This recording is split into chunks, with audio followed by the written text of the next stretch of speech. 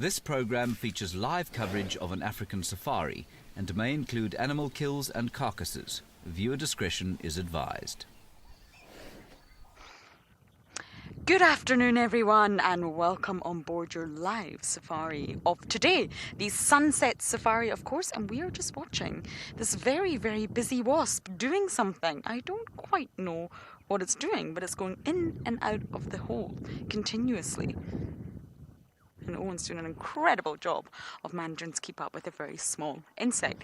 Now, my name is Lauren. I do have Owen on camera today, and it's a very, very hot afternoon here in Djuma Game Reserve, which makes a big difference from this morning. This morning was cloudy and rainy, and to be perfectly honest with you, it was slightly miserable.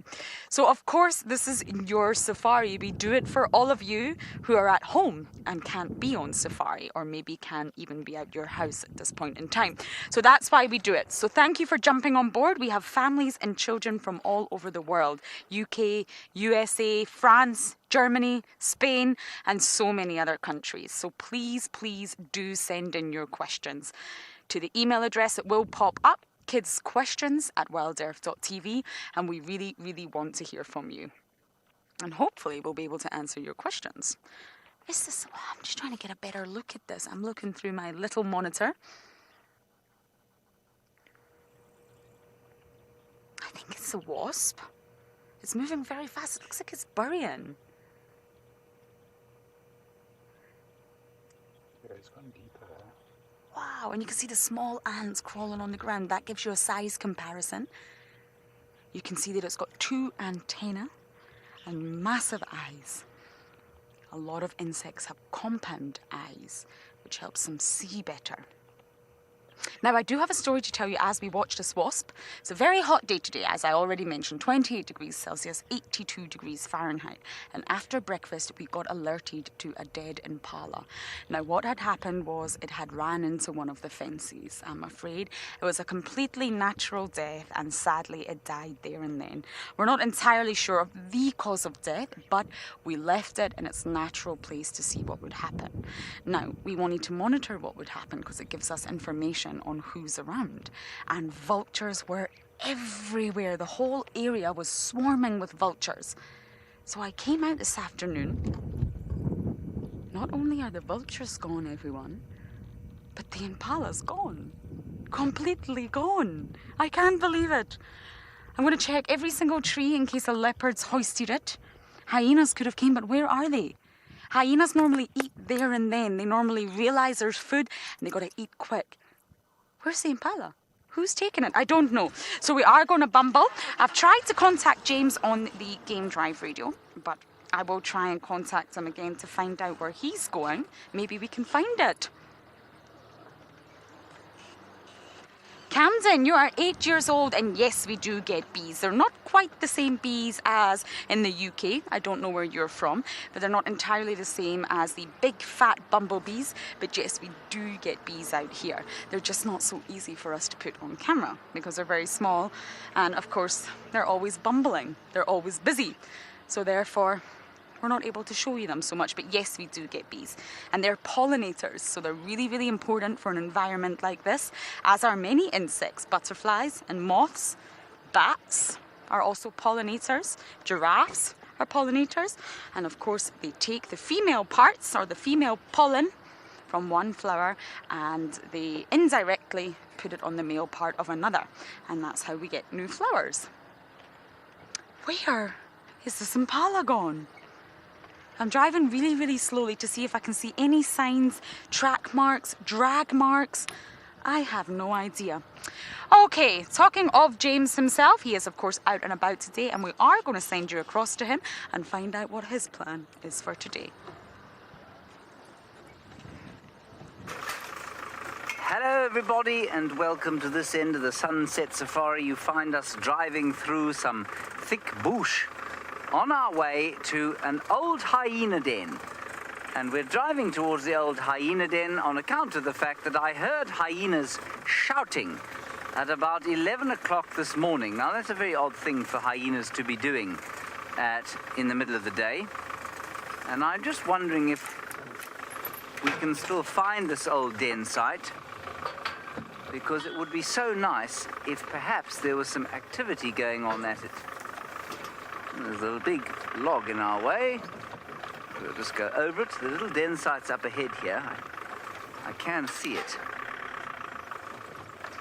So please talk to us, ask us any questions you'd like to. Kids' questions at WildEarth.tv. David is on camera. He's got his hair down today, so he looks like a hippie from the 60s. Only thing he's missing is a tie-dye t-shirt. You do wear tie-dye, David, sometimes? You haven't. Probably best. So this is the den.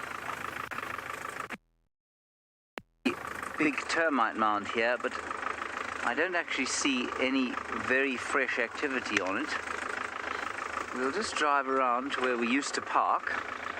Everything's overgrown since we were last here because of the time since it was used by the hyenas. No, and I can tell immediately that they are not using this. So if you look up on top of the mound here, it's full of grass. There's no obvious digging, and you'd expect there to have been some sort of bare patch of earth if the hyenas were using it. So at about 11 o'clock this morning, I heard hyenas going whoop, whoop, which is a very strange thing for them to be doing in the middle of the day. And Jessica and, was it Amy? Just Jessica, wondering what a hyena sounds like. Well, that's what it sounds like, and it's very loud. Emily and Jessica, that's what it sounds like, and that's very loud indeed. It'll travel for many kilometers. They weren't calling from here, though, obviously. So we'll carry on, get out of here, and move perhaps to another old den site and see if we get lucky there. Let's now go back to Ngala for the first time this afternoon, which is a little bit up the road from here. Nikki has got some antelope for you. A warm welcome to all the kids that are tuning in to watch this game drive. So I'm Nikki here at andBeyond Ngala, and behind me with the camera is Marcel.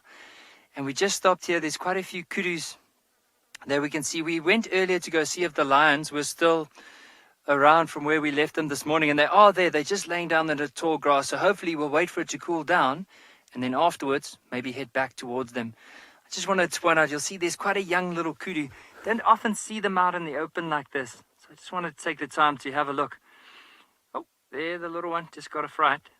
But you'll notice these kudus, they look, if you look at the pattern on the side, have you noticed they have these white stripes, quite round, big ears? And the thing for them is they're designed to be in a really dense area. So an area where there's a lot of trees so that they can hide away, but also use those big ears that if there's any predator like lions or leopard, they'll be able to hear it. And then the mum can take that little one and they can run off from there. You can see just behind them here, there's another antelope. And I asked myself just to move out a little bit to the left. It's a male Impala. And how I know that is because of the horns. So the males have horns and the females they don't have any horns. But the thing is, because he's all by himself, he's actually joined up with the kudus because of the safety in numbers. So he's very smart. He knows that if he sticks with the others, that he's going to be very safe this afternoon. Now because it is still quite warm, we're going to go look for some elephants and buffalo this afternoon. Hopefully see if we can find anything, but as well as some of the rangers are going out to look out for any leopard, possibly wild dogs as well. So we are going to be heading down, like not too far from where these kudus are. There's another road that goes past the riverbed, and we'll probably go and explore up in this section here. And then I want to ask the kids a big favor. So only if you want to hear this, though. So Marcel, I'm going to ask that if you can quickly move it over here. So, like, one of the things that I remember I've said to a kid the other day, is one of my very, very good friends. One of their children came to visit, and they were asking about a very interesting story. Now, I wrote a story a few years ago about this time in the bush. Now, what I want to know from the kids is if you want to hear the story. Now, I'll just read the first little bit of it, but then if you want to hear it, maybe I can tell you through the journey. So, It starts like this. It is an adventure that dwells in the heart of every young boy. The story of an adventure, danger-seeking, and trying to be the hero in every moment along the way. It is not just a story, but an adventure that I want to share with you. And if you give me some of your time and follow a bit of my words, you'll be swept away into the mind of a ranger. Now, this story that I wrote is about a 3-day story where I spent, I basically went and I lived out in the bush for 3 days in an area where there was lions, buffalo, elephants, rhino, and leopard. And this story is basically what I did in order to stay alive during those 3 days. But if the kids want to hear it, maybe then let me know, and then I can tell you the story as we carry on with our drive. But for now, let's carry on. We'll go look for some elephants and possibly buffalo this afternoon.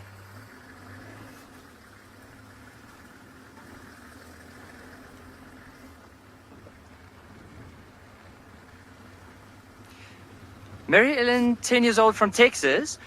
That seat that we have in front there is where the tracker would sit. So whenever we do drives, it's very difficult for me to see if there's any tracks on the road. Like, imagine if a lion has walked in the road or maybe a herd of elephants.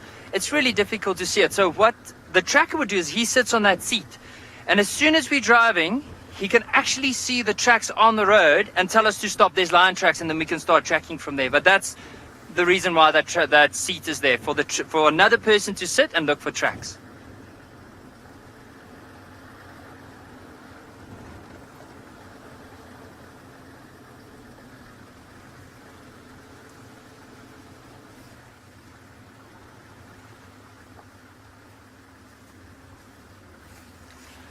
Bella from Cape Town, you were asking a very good question. How many animals on the park? Wow, to be completely honest, I am not 100% sure, because just to give you an idea, in this area alone, the whole section that we're able to drive, there's over 300 different bird species. There's quite a few different rodents. There's a lot of antelope. I mean, we'll be looking at Impala. There's bushbuck, steenbok. There's quite a few predators, some of the bigger ones like the lions, leopard, wild dogs, caracal, the smaller ones, small spotted cat, African wildcat, some of the mongooses. There's quite a few, and to be completely honest, off the top of my head, I'm not too sure, but I can tell you there's quite a few within the reserve.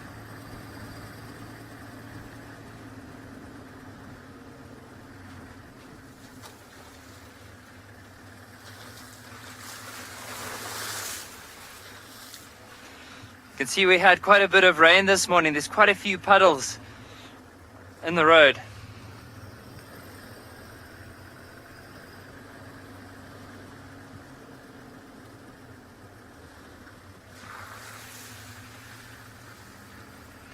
So while we are going to go look out for these elephants and possibly buffalo, let's head across to Lauren with possibly a dead impala.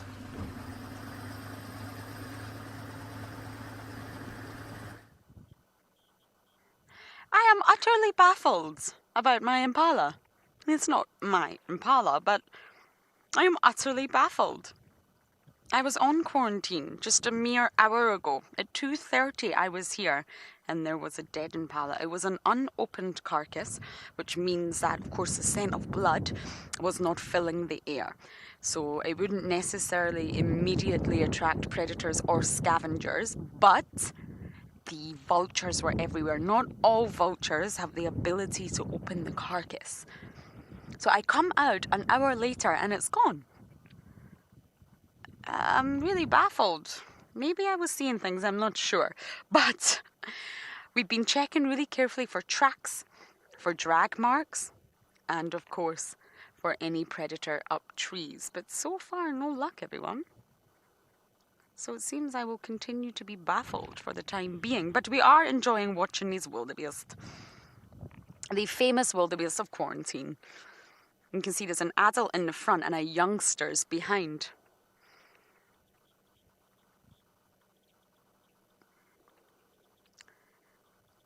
Annex, you're 10 years old from New York. New York, one of my favorite cities in the world. I didn't quite get that question, but Alex! Alex. That's your name. And I also didn't get to question.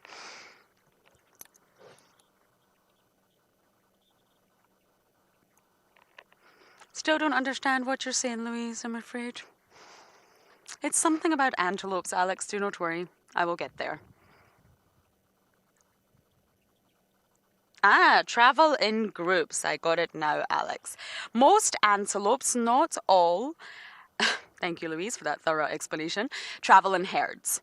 So it's safer to be in herds once you get above a certain size. So once you're about the size of an impala, I'm going to try and show you impala soon, you're a medium-sized antelope, and therefore you can't really rely on being small to hide from predators. So it actually benefits you to be part of a herd. So most antelopes, not all, will travel in herds, just like these wildebeest. One, there's more eyes, more ears, more nostrils to sense danger coming. And two, the more animals that are in your herd, the less likely the chance that it's going to be you that gets caught by the predator.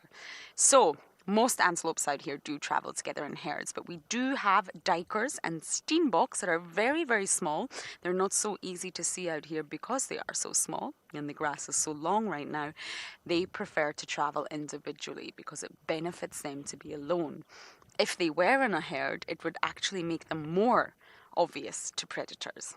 So it really depends on your size when it comes to antelopes. And you can see these wildebeest are all being very lazy this afternoon. It's hot, it's sticky, and they're relaxing in the shade of the tree.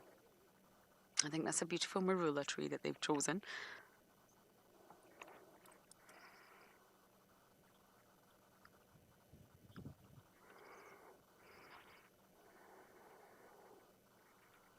Lexi, you're from Durban, South Africa.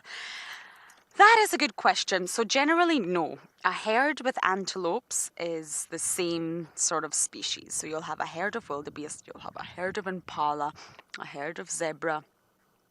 But they mingle and they don't mind spending time together in one area because there's no competition between the two really. They're herbivores. They're either grazers, which means they graze the grass that these wildebeest are doing right now, or they're browsers, which means they will browse the leaves of trees and shrubbery. So you can have different types of herbivores, but essentially they're not a threat to one another. Impalas will not hurt the wildebeest and the wildebeest will not hurt the impala. But if they hang out together in the same area, they can actually use one another. So the wildebeest can use the impala. Impala are very vocal when there's a predator. Very, very vocal. I think there's some impala down here I want to find you. If they see a predator coming, they will stomp their feet and they will snort so loudly that we can even hear it. And of course, that helps the wildebeest as well. So the wildebeest think, the impala has spotted something. So it actually benefits them to spend time in one another's company. But it's not accepting them into the herd, if that makes sense. They will still have their own herds and their own social structure. Well, there was impala, I promise. All the impala are disappearing on me today.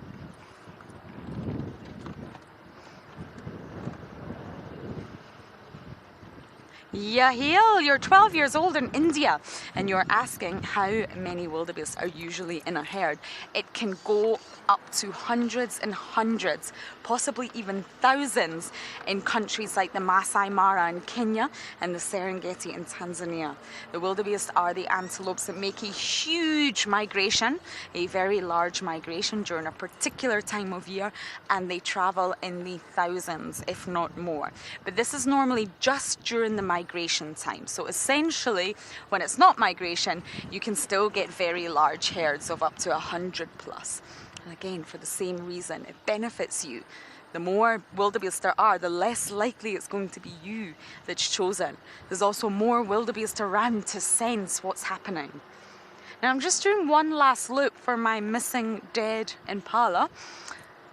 I don't imagine it's wandered too far, but then I will move on. So as I search for my impala, we are going to send you across to James for an update.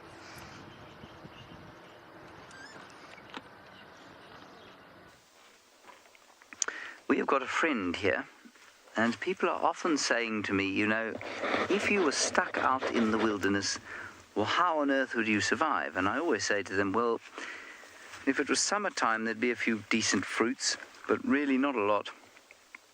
And, you know, there are a couple of roots and things, but, and I would always say, unless you can hunt something, you probably really struggle to find enough to eat. There is a, I suppose, addition to that.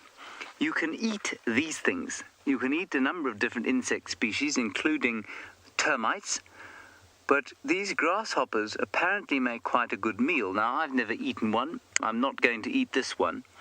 But I have seen people collecting them at night, and I think this is this is an adult. Normally slightly bigger than this, but what people do is take them, they pull their heads off, pull their wings off, and then pop them in a jar, and then when they're ready to be eaten, what they'll do is cook them up in a bit of oil and eat them. And I suspect, much like many exotic foods that you cook, they taste like whatever you flavor them with. I'm thinking of things like snails, which taste like garlic and butter, oysters, which taste like the sea mixed with a bit of whatever you've put on it, lemon or something like that. Calamari is a good example of something that tastes like only what you cook it in. So let me just catch him. I'm going to try and catch him. And then we're going to have a look at his face, and I'm going to tell you how I know I think he's an adult. I just don't want to harm him. So if he gets really upset, I'm just going to let him go. We don't want him to lose a leg. Oh, he's gone. There he is. He's on the tracker seat. There, he's looked at you now, so that's fine. You see him there? Yes. So what you're looking at there is his face. He's obviously got two nice antennae for him to pick up pheromones and other things from the air. But the other thing you're looking at is the fact that he's got wings. And everybody thinks that grasshoppers are just hoppers. And if you look towards the back of him, let me get a piece of grass so that I can point at him. If you look towards... Ooh. No, he really has gone. Anyway, he's got very strong back legs for hopping. But the youngsters are unable to fly. And so they start off life looking like the adults, but without the wings. And slowly their wings grow over 5 what we call molts. So they look like the adults when they're born, but without wings. And then they molt, so they shed their exoskeletons and become slightly larger. And they do that 5 times. And by the time they've come to the 5th molt, they've got wings, if they are a species that has wings. Not all of them have wings at all. So that was quite a nice grasshopper. I don't know what species of grasshopper it was.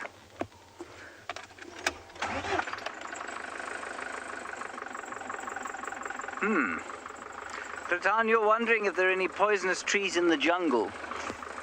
Just a small matter of clarification, we wouldn't refer to this environment as a jungle. We'd refer to it as woodland. As open woodland. A jungle is much more sort of a rainforest environment where there are huge tall trees and I suppose the odd clearing, but very, it's much darker, much wetter than it is here. So we'd refer to this as broadleafed woodland. There are a few poisonous plants. The most poisonous tree is something called a tambwiti tree, but there are slightly more poisonous creepers and roots and flowers that if you ate you'd get really sick or maybe even die. Tambwiti is quite common. It smells very nice, but it's got a very poisonous sap in its leaves, throughout the tree, and it can be very toxic to human beings. This is the wrong habitat for them here. If I remember, my small brain remembers, I'll try and show you one a little bit later on. What's the matter, David? All right, good. Lauren has managed to find an impala. It is alive.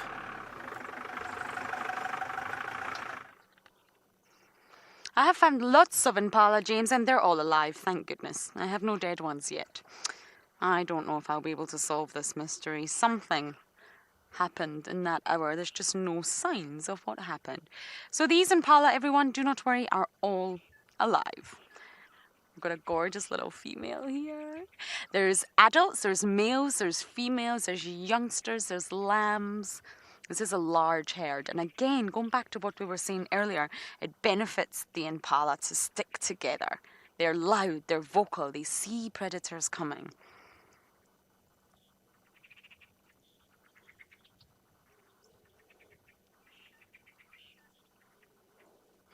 Kate, you're 10 years old in Johannesburg, and you're asking if antelope have a call to speak with one another. Essentially, yes. They will be communicating, absolutely. They communicate a lot by scent. They have special, sorry, I'm just listening to a very upset squirrel somewhere, but I can't see where. And yes, they have special scents that they can smell. That will assist in their communicating with one another. But mothers will call to their lambs, their offspring. They have a special noise that they call, and the offspring recognizes the mother so that they can always keep in contact with one another and not get lost. And of course, as I mentioned, they have an alarm call. And this is to say, hey, everyone, there's a threat. There's a predator. Watch out. They are constantly watching one another, constantly alert of where one another are. Not all impalas in the herd will have their head down at the one time. Always one head will be up. Always. It's very smart, these impala. They know they need each other.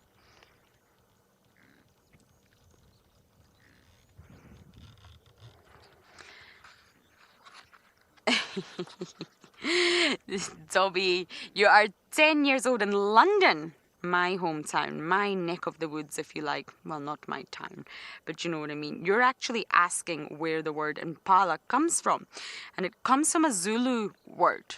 Now, Zulu is one of the cultures that we get out here in South Africa. There's many, and it comes from a Zulu word, and that's how we end up with the name, essentially, impala. I think it's such a lovely word. Impala, pala, pala, pala, pala. They're actually one of my favorite animals out here.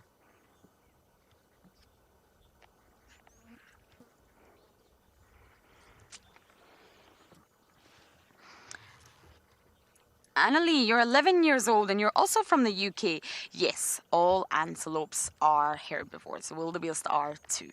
So that means that they will only eat plant matter. Be it grass if they graze, or leaves if they browse, or potentially sometimes flowers.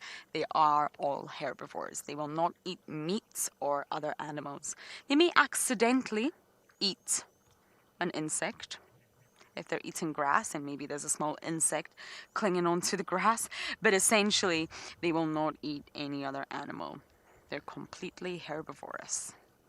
And that's why they have special digestive systems, special stomach compartments in order. Oh, there's some grooming. Oh, they're grooming one another. How lovely is that? The allogroom. That's a word you use when you see animals grooming one another within the herd. It's allogrooming, and that's what they're doing here.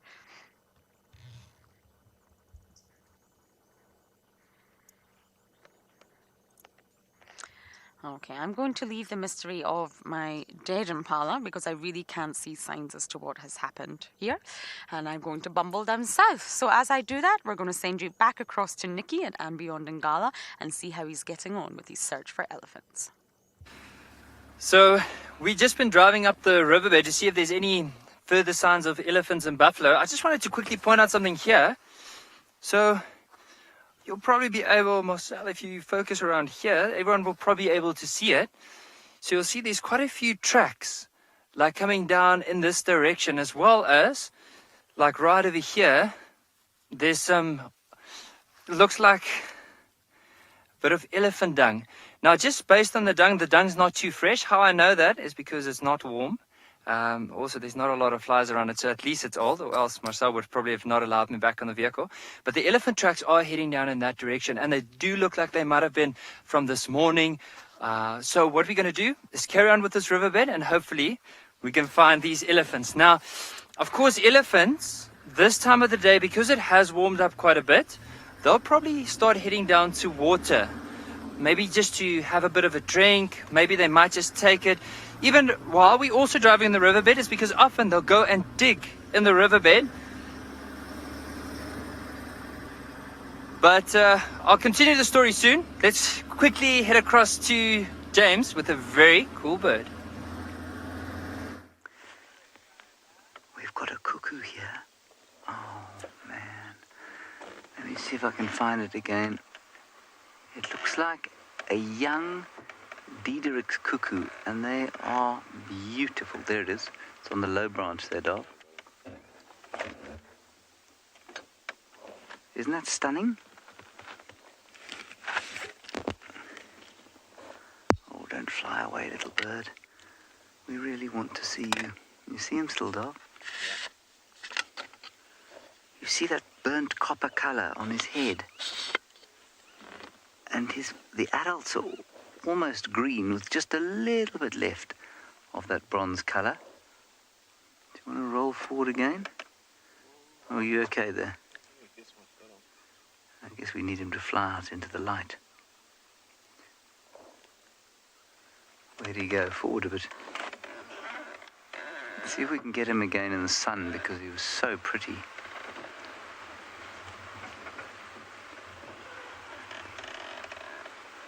Now, what's interesting is that he, of course, is born to, or into a family. There he goes. He's born into a family that is not his own. So cuckoos lay their eggs in other birds' nests, which many of you will know, and they never meet their parents. Or if they do, it's by accident. And a lot of them have got what are called multiple hosts, so they don't always lay their eggs in the same bird's nest. And what I just want to check is for a list. While we just look and see, I just want to see if I can find a list of the Diederik's cuckoos. Shall we just keep going? I'm just going to keep rolling while I look.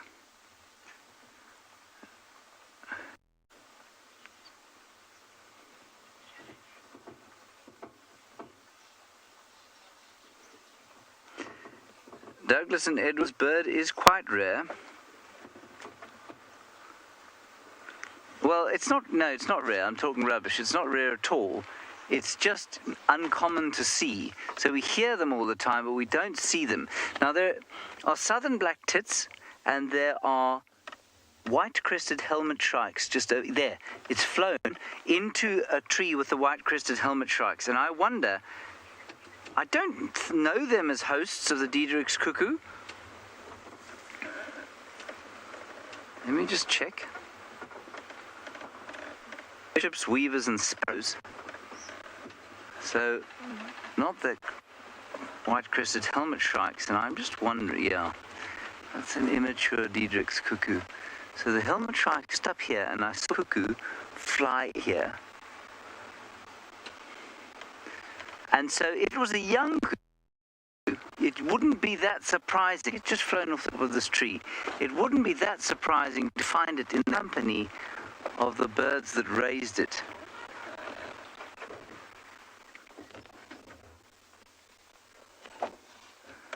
But that said, they're also in what is known as a bird party, which means there are lots of different kinds of birds here, probably because there's some sort of insect emergence. So there he is.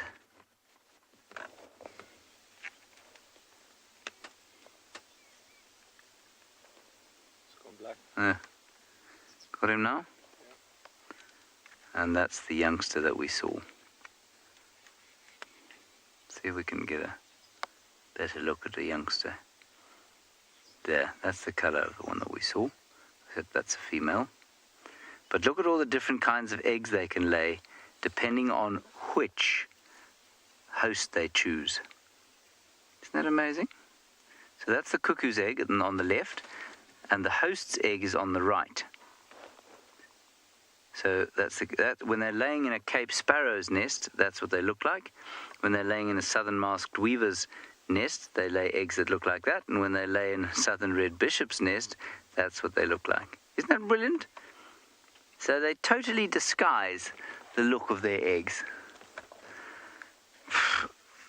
It's absolutely astounding. Louise just saying, how does a female know how to make her egg look? I don't know, Louise. Really, it's just I don't know if, you know, once they own particular, use one particular hose. Go back to Lauren. We don't have great signal.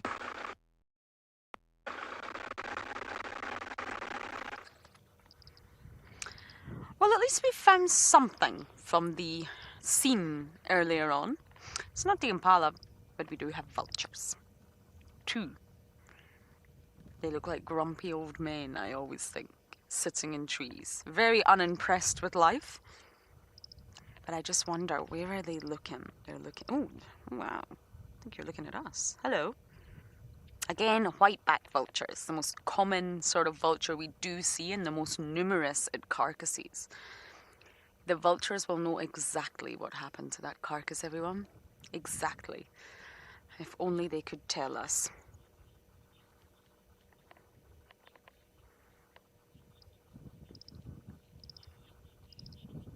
Humphrey, you're 10 years old and you're also from London. Many people from the UK join in today. That is excellent. I have seen birds with broken beaks, but it's very, very uncommon, shall we say. Their beaks are incredibly strong. They're made from layers and layers and layers of keratin, which is a really strong material. If you touch your fingernail, it's the same material as that, but much, much thicker. And therefore, it's designed not to break. If every bird's beak broke, then they'd be in a lot of trouble. But I have seen birds with broken beaks, I'm afraid, or chipped beaks or cracked beaks, but essentially they're designed not to. They keep them sharp also, because of course they need that, especially birds like vultures. The lappet face vulture, which is a much bigger vulture than this, is designed to have such an incredibly sharp beak that they pierce open an animal carcass and they can slice it. And they are normally the first ones to open a dead animal if it's not been opened before. So they need to keep their beak sharp, and they can use wood, they can use trees, they can use all sorts of vegetation out here to rub their beaks and keep them nice and sharp to stop them from going blunt. Now, my fun fact about vultures, they have different collective nouns. I love collective nouns. So if you see vultures in flight, when they're in the air flying, you call them a kettle. A kettle of vultures. But if you see vultures resting on the ground or in trees like this pair is doing right now, they are a committee. You also can use the word venue, but I prefer the word committee. So what we are looking at right now, because there's more than one, is a committee. Vultures on the ground and they're actually feeding at a carcass. Then you call them a wake of vultures. So depending on what the vultures are actually doing, you use a different collective noun. I love that. I think that's fascinating.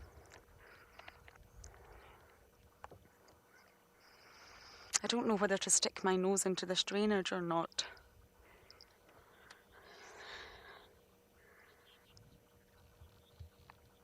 Zara, you are almost 6 years old. Not quite, but almost. That must mean you're 5 and a lot.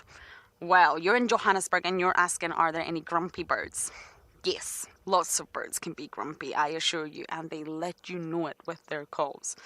I think the most grumpy looking birds have to be the vultures. They have very, very angry, grumpy looking faces. But of course, Sarah, that doesn't actually mean they're grumpy. That's just the way their face looks. Sadly, they were given that face, and there's not really much they can do about it. But yes, you do get birds that can be quite aggressive. The birds of prey, your raptors, are known to be quite aggressive, but not necessarily towards humans. Then you do get the hornbills, for example. Oh, when they're not happy, they will let you know, Zara. Sometimes they sit outside my room and they let me know how unhappy they are with the day. So I think I'm going to poke my nose into this drainage. Hopefully I'll make it back out again in one piece. And while I do that, it appears like Nikki has another story for you.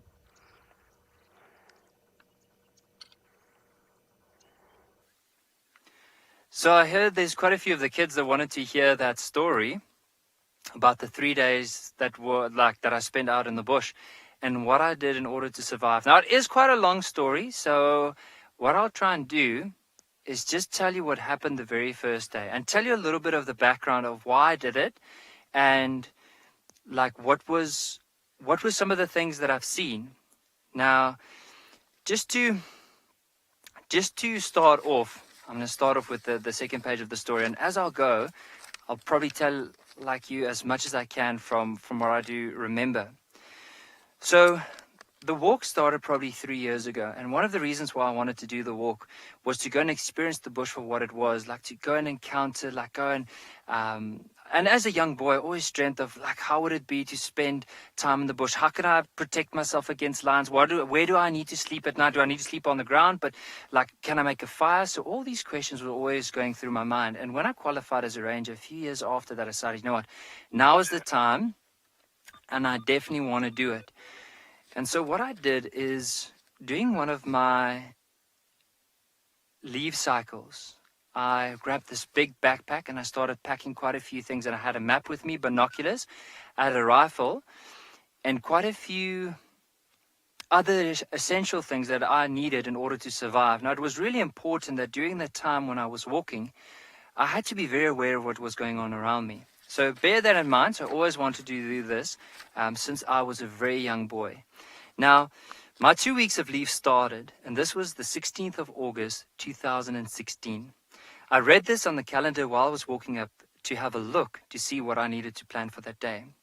But this is something that I planned for weeks. Every route, mountain, hill, or even old riverbed that I always wanted to explore was taken in consideration when I was planning this 3-day walk in the African bush. I finished packing everything that night. The next morning, I woke up very early, just before the sun rose, grinning and ready to start the adventure of a lifetime. Gathered my equipment, turned my radio on to make sure that it worked, and I set off on my journey. Now, it wasn't long, probably 45 minutes walk from the lodge, and then from there on, I didn't see any roads, and I didn't see any vehicles or any help nearby. Now, with the binoculars around my chest, a little ash bag tucked in under my belt, and the rifle in my hand, I ventured off on this walk. Now, a little ash bag is basically if you take your sock and you put some wood ash in it, and then you shake the sock, and then what will happen is the wood ash comes out and it tells you which direction the wind blows, because it's so important that if you see a herd of elephants coming towards you, you always want to try and move away from them so that your scent doesn't blow onto the elephants or onto the lions. So you need to make sure that you protect yourself from that. So anyway, I embarked on this walk, and after an hour of walking, I found fresh tracks of a black rhino that was heading in my direction. Now, based on the tracks, so I'm just going to the next page. So based on the tracks that I saw and the color of the tracks, so in comparison to some of the older tracks that were around, I could see that these tracks were really fresh, maybe only 10 minutes old. I stopped to check the wind and looked around with binoculars to see if there was any tracks or any further signs of this black rhino.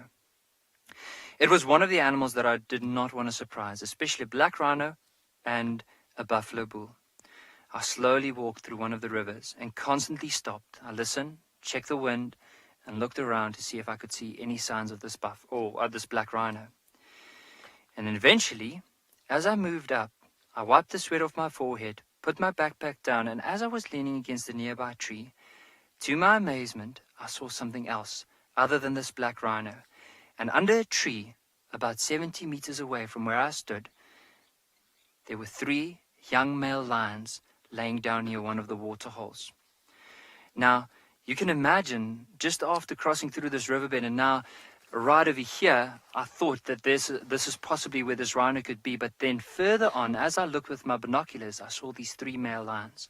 But luckily for me, they did not know I was there. But now you can imagine the panic that starts setting in. And so now I had to calm myself down and say, right, I know there could be a black rhino right over here, but I also know the lions are right over there. How can I move around without these lions seeing me? So I had a look at the lions for maybe 10 minutes, saw that they were lifting up the head, constantly smelling the air, but luckily for me, I was downwind of where they were. And so I slowly moved around, and you can see like right behind me, there's quite a lot of thick bush. So I used all the thick bush in order to conceal myself, because the direction that I had to move in was almost in the direction where those lions were, but I had to move far away from these lions so they didn't see me, because you never know, like if they see you, how they would react from there. And so eventually, like, I did this massive loop around. So as I said, I'm just going to tell the first the day of the story. So there's 3 days, but there's quite a lot of information, so I don't want to spread it too long. Maybe on the next episode, we can go into some more depth. But eventually, as I moved around, I eventually moved through this riverbed, and as I turned around, I could still see the lions, but they didn't know I was there. So I thought, thank goodness, at least that's out of the way, and I can carry on with my walk. And I continued. Now, as I was still moving through this one particular riverbed, now a lot further away from where these lions were, I started seeing tracks of a herd of buffalo. And just off to my right, there was a beautiful mountain. It's called the Lubombo Mountains. Now, Lubombo means a big nose in Zulu. Zulu is one of the local languages that are spoken in South Africa. And I went up this mountain to the very top so I can use it as a vantage point to see if there were any other dangers around. Now, there were quite a few animals that I spotted from there. I spotted some elephants, I spotted some rhino, I spotted some buffalo. There was quite a few around it, and it was absolutely beautiful. Like on top of the world, I could see how the clouds were casting these shadows on the valley below. But just as I crossed over later on that afternoon, I saw a big male leopard laying down in the grass, probably 100 meters from where I was going to spend the night. Now, bear that in mind. Let me just quickly go to that page right over here. Now, initially, I thought it was a big male cheetah laying down in the open area, because it's unusual to find leopards like out in the open like that. But it seemed a bit bigger than normal. I picked up my binoculars and had another look at this animal, and I could clearly see the rosettes on the fur, the big, massive neck, the big, broad shoulders, and I knew that this was not a cheetah, but a big male leopard. Luckily, the wind was blowing from him towards me, and he was laying down and facing the opposite direction. Only later did I find out that this leopard was known to be very aggressive towards people and vehicles. But luckily for me, he did not see me this day. I slowly backed into very thick vegetation that was behind me, making sure that I carefully placed each footstep in an area where there wasn't any dead leaves or branches, so that I didn't make too much noise. And then from there on, I managed to move down into a really, there was a stream that used to run in a particular area and it dried up. So I moved into that riverbed, and then from there I moved all the way along and constantly looking back to see where this big male leopard was, because I didn't know how he would react towards me, especially if he knew how close I've been to him. Now, being alone, like in an area like this, it was pretty terrifying. Like, so as I was walking, I was constantly looking, checking where the leopard was, like, is he still coming around? And before I knew it, I started running out of daylight. And being alone, I could not risk sleeping on the ground with the possibility of lions, hyena, and even a leopard in that area. The wind also started blowing stronger and stronger that evening, so there was no chance of even trying to make a fire, because if you try and make a fire, it could just burn everything around you. I had a hammock that I put into my bag, like the morning that I left, and I took that hammock and I put it up into a beautiful tree. Now, Marcel, if we can use that tree in front of us as an example, so this is why we stopped at this tree, just to use it. So that night, I slept up in the tree like that. So I took there was 2 horizontal branches, I put a hammock between them, and then what I did is I went and I cut quite a few thorn branches from some of the bigger trees, and I stacked it all the way down at the bottom. So if a leopard wanted to climb up the tree, it was really difficult, because then he had to try and climb through all those thorns, especially lion as well, in order to get to where I was. But that wasn't my biggest fear. My biggest fear is, all right, so now I might be out of the way of lions or leopard, but what happens if an elephant pushes over the tree? Now, it was round about at 6 o'clock that evening when I climbed up to the hammock and made myself comfortable, preparing myself for a new adventure that evening had in store for me. It was full moon, and I could see clearly what was happening around me. The wind was blowing very strongly, and I woke up a few hours later with the sound of that male leopard calling at the bottom of the hill, like a rasping. I tried to establish how far away this was from me, when this call was overpowered by the call of the king of the jungle. So then all of a sudden, lions started calling, and you can just hear this calling calling in the distance. And not late after that, I could hear the lionesses calling as well, like responding to that big male. And eventually, the tiredness overtook me and I fell asleep. That evening, at round about 12 o'clock, I started hearing the soil crunching right next to the tree. And initially I thought, maybe this is an elephant. Now, I slept basically in the hammock like this, and it covered my whole head. But my rifle was slung across my chest like this. But because it was in the middle of the evening, my rifle was of no use to me. So I could hear the sand crushing behind me. And I thought, maybe this is an elephant. And all of a sudden, I could see the leaves, or the branches moving on my back right. And what it was is you can see something pulling the leaves, and then it breaks, and the whole branch like snaps back. And I thought to myself, this definitely is an elephant. And I'm so scared, because if this elephant pushes over this tree, then where do I go? Because then it's in the middle of the night, the elephant is right there. There could be lions, there could be leopard, there could be hyena. What do I do from there? And I'm all by myself, and there's no help for the nearest, let's say 20 kilometers away from where I was. And as I was sitting, I decided, you know what, I have to try and see what it is. And I took the hammock, and as I pulled it down and stared over my shoulder, probably from, let's say from here to my cell, so 3-4 meters away from me, there was this beautiful giraffe that was feeding in the tree right next to me. And so I could even, it was so clear, and because it was full moon, I could see how he would wrap his tongue around the branch, pull the leaves into his mouth, and then move to the next branch. And all of a sudden, it just felt like this sigh of relief, knowing that it wasn't an elephant and it wasn't any lion or any other big predator that was in the area. And because of that, I was able to sleep for that next hour and a half, because I knew if the giraffe was there, there wasn't any other animal, potentially dangerous animal around. So I just wanted to say to the kids, thank you so much for listening to my story. There is still 2 other days, so if you want to hear more about it, maybe you can do it on the next drive. But I wanted to welcome everyone into our afternoon drive.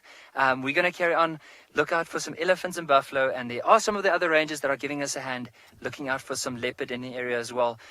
Maybe later on, for those that have seen the lions this morning, if there's any further signs of them, we can always try and go around that way. But I think for now, let's stick to our plan and start heading for some elephants and buffalo this afternoon.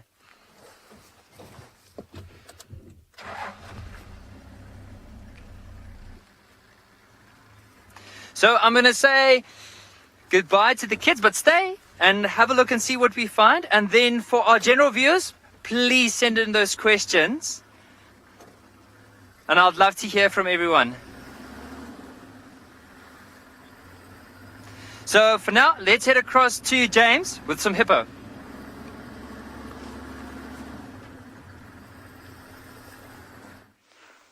I have been having the most gorgeous, relaxed time here at this waterhole. I actually nodded off briefly. The sun is this sort of liquid warmth. It's like being in a bath. The hippos are breaching every so often and making their snorts. The birds are calling, a couple of white-crowned shrikes going choo, choo, choo, choo. Some water thickneys going psh, psh, psh. Otherwise it's just magic. Watery autumnal light has bathed the Bivels Hook Dam.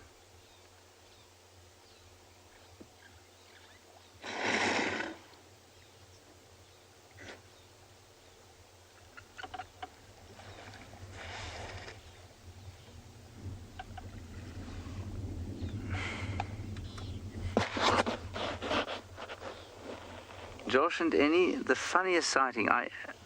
These questions are so difficult to answer because my brain starts spinning every time I'm asked something. What was your favorite or your best or the funniest?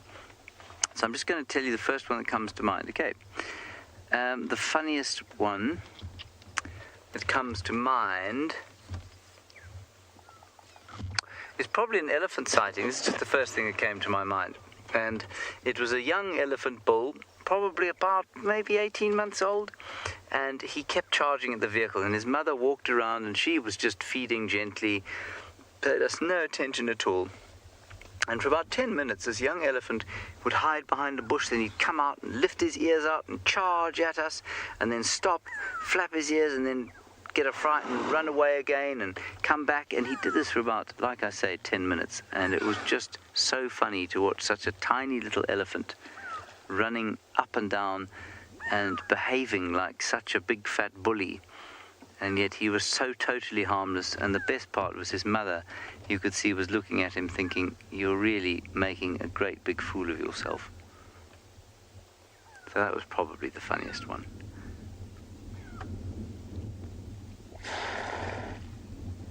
That nice, isn't that a wonderful sound of the hippos?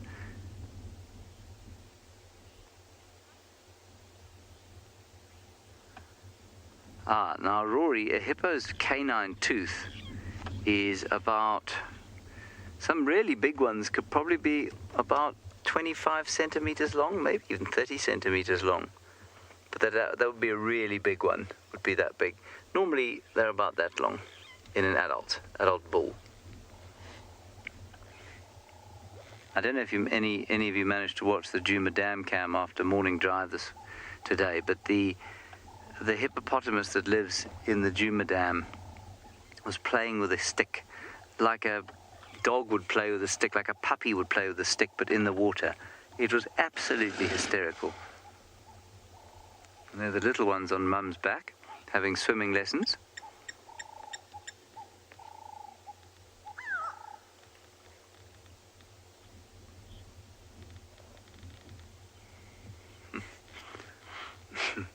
Bookish horse girl? No, hippos don't normally sleep underwater.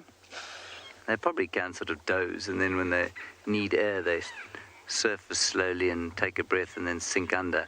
But mostly they will sleep in water where they can stand and just stick their noses out every so often and breathe out and then go back down again. So I think they probably doze in the water.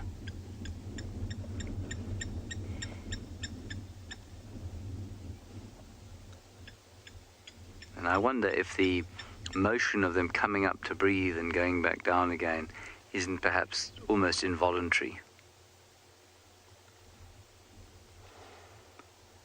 Bookish horse girl. What a name. What a name.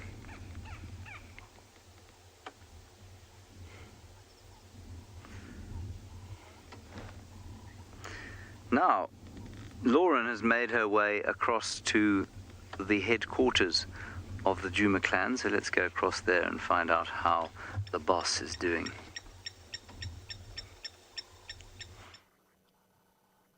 The boss is in a different position from normal. Hi, Ribbon. She looks like she's been up to no good, and that's exactly what Owen said. She's obviously tucked herself in the shade. She's not nursing, and essentially she has some lovely sticky goo around her mouth. She knows exactly where that carcass is, and she knows exactly what's going on. Sadly, we do not. Look at that belly, Owen. I think we need to go. Yes, yes. Whoa, that is a big tummy. I think that whole Impala is in ribbon. I don't know, but she is full. I mean, the hyenas could have got that carcass. They would have followed the vultures, followed their nose, but essentially it just happened very quickly. And hyenas are the same as vultures. They know they need to eat quick. It's a frenzy. They need to get in there and tear and eat. They're not really going to drag it to safety as a leopard would. Now, wonder if we can go around the other side, Owen. What do you think? She keeps changing position. I think we can go around.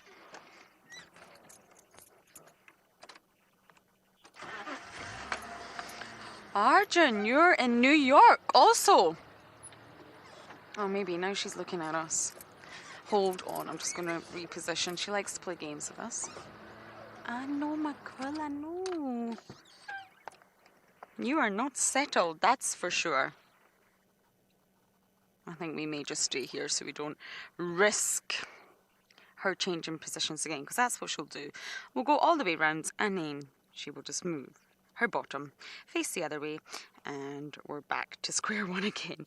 So you're asking, how much do hyenas eat in one day? My goodness, they eat a lot and a lot. And just going back to what I was saying, they're designed to eat a lot and eat quickly.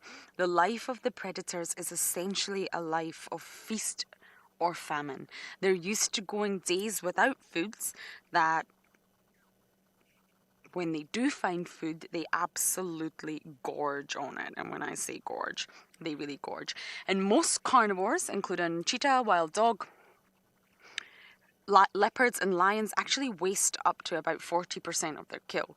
But hyenas eat almost everything, including the skin, the hair, but they don't eat the rumen contents because that's essentially just plant matter that's in the herbivore stomach. And they don't eat horn bosses of, say, buffaloes or impala. They leave that. So essentially they are classified as the most efficient carnivore. They eat everything. And they're said to be able to eat 20% of their own body weight in one sitting. And I think there was a record of a frenzied scrum of hyenas actually dismantling and devouring a 400-pound zebra in 25 minutes. And because they have such powerful jaws, one bite of a jaw of an adult female hyena is said to be able to tear and swallow about 30 pounds of meat per feeding. And that is just incredible. That is a sort of facts of hyenas. And of course, it's going to depend on whether it's a male or a female, but essentially 30 pounds per feeding. Ariana Jasmine, you're asking, do hyenas always hang around in groups? Well, right now, Ribbon's alone. And of course, she's alone because she's this big lump that you can see behind me here is a termite mound. But she's actually using it as her den. There's two little cubbies stashed in there. But generally, hyenas are very, very social animals. They live in a society that we call clans. And it's a strict matriarchal clan, which means it's female-led. The males really don't have much stance in hyena society. So the hyena that you're looking at, of course, is Ribbon, the matriarch. She is the boss. And we're not exaggerating. She really does rule the roost. She's the leader of the clan. And essentially, they love socializing with one another. They're highly intelligent animals, which means that social dynamics are very important to them. They greet one another in the most bizarre ways. They have greeting ceremonies. They communicate with one another.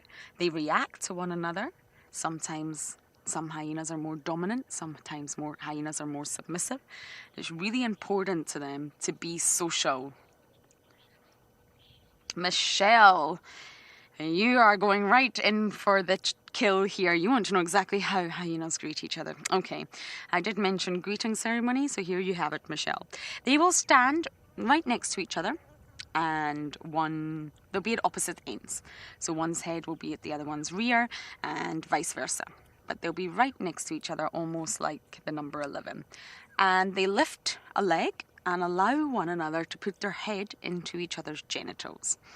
They have a really good sniff and a really good lick. And normally the penis, or the pseudo-penis, I'm sure some of you are baffled right now, but I will explain, will become very flaccid and extended. So you will see each hyena, whether it's male, whether it's female, extend their penis. And what this is essentially, oh my goodness, you are full. She is bulging. I wonder if she's going to go and call the cubs. So essentially what they're doing is showing which rank they are. It's showing respect. And I know that sounds really bizarre, getting your genitals out to show respect. But essentially what they're trying to say is, I respect you, I'm acting submissive to you, so I'm going to expose a very vulnerable, soft, intimate part of my body to you, which you could essentially bite off with one of the most powerful bites in the animal kingdom. So I'm showing that I trust you, and it's an act of submissiveness. So normally when you watch a greeting ceremony, you can actually sometimes tell who's dominant and who's submissive. And it involves a lot of vocalizations, a lot of giggling, a lot of high pitch. It's the most bizarre thing you'll ever watch, Michelle. But that is a greeting ceremony. So female hyenas have male-looking genitals. if one was maybe not sure, you would assume the ribbon was a male. She has a pseudo-penis and a pseudo-scrotum. I know that sounds bizarre and possibly slightly vulgar, but it's a really important part of hyena biology and hyena social structure. It's not a real penis, it doesn't function as a penis, and they do not produce sperm. But it looks like a penis, and if you look really closely, when you can actually get a close look when there's a greeting ceremony happening, there's a slight difference between male and female genitals. I am going to bring up a picture in just a moment, but essentially it looks very similar. And hyenas have fused outer labia with fatty pads that look like a scrotum, but essentially it's not. The bizarre world of hyenas, and they were actually thought to be hermaphrodites for a very long time, but that's wrong. They're really not hermaphrodites, they're separate sexes, they just have very bizarre genitals. I think she's going to call the cubbies.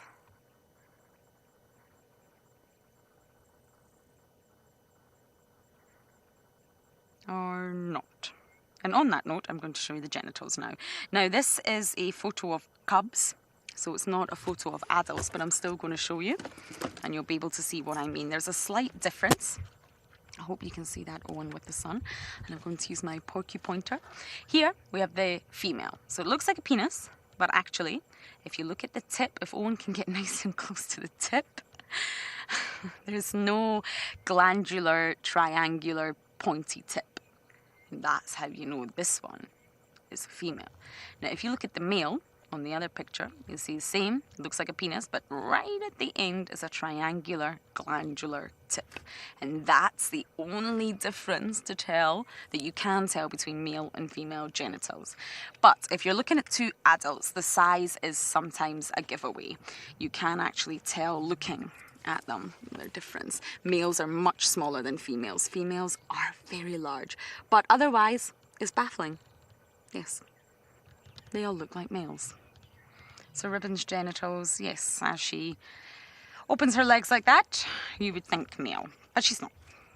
She was actually thought to be a male for a few years at the start of getting to know her with WildEarth, but then she started lactating and gave birth.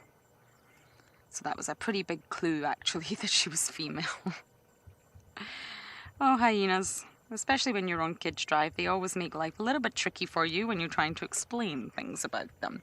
But sooner or later, we will see lots of hyenas around here, and we will be able to see lots of interactions and lots of greeting ceremonies. So stay with us, everyone. Life is about to get weird and wonderful. Now, I think I'm going to let Ribbon be. There's no carcass here. There's only a full belly, and we are going to go down and check if there's any lions down south. While I do that, we are going to send you across to the one and only Mr. Henry.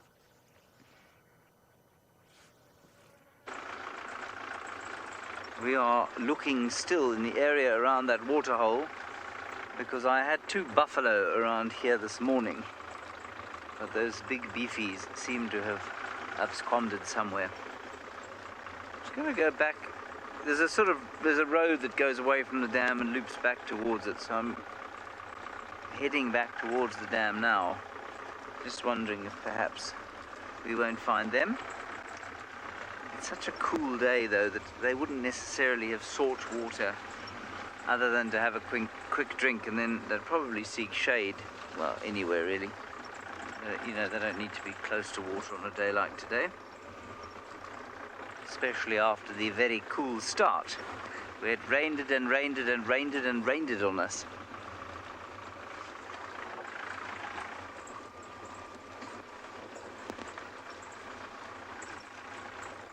I don't see any tracks there, so I suspect they're probably lying under a bush somewhere, fast asleep. Dreaming of a time when they were younger and still able to keep up with the youngsters in the herd, fight for mating opportunities, and enjoy the good life of the family before they had to retire on their own to live in mud and loneliness. That's a bit of a bleak picture. It's not really hard work, so I don't think. I actually think that buffalo, firstly, quite like being on their own, away from the herd, because it means they don't have to graze in amongst the dung and urine of their friends. They also don't have to live with the threat of attracting predators to themselves by, to themselves by living in a herd full of babies. And one of the things that you'll read in some books is that, well, buffalo bulls, and I think I've actually told this to people before I thought about it properly, buffalo bulls will move away from the herd in order to attract predators away from the herd, and in so do defend the herd. And that sounds very neat and tidy, but it makes absolutely no sense from an evolutionary point of view, because things do not evolve for the good of the species, they evolve for the good of the individual. And it would make no sense at all for an individual buffalo, his genetic legacy, to move away from the herd and in so doing sacrifice himself for the good of the rest of the herd. It wouldn't make any sense. So that's definitely not why they do it. Well, here's a different angle of Biffle's dam. David, look at that. Isn't that amazing? Shall we just carry on? Yes. You can't make any more creative pictures of this place. Good. On we go then. We'll go down towards central Djuma now. Let's see what's in the offing there. What an eye-level shot of the world's most faithful bird, David. Come on. Give us a semi-eye level shot of the world's most faithful bird, the Blacksmith Lapwing. Thank you, Blacksmith Lapwing, for your very loyal and humble contribution, certainly very humble contribution to each drive. For without you, sometimes we wouldn't see anything at all.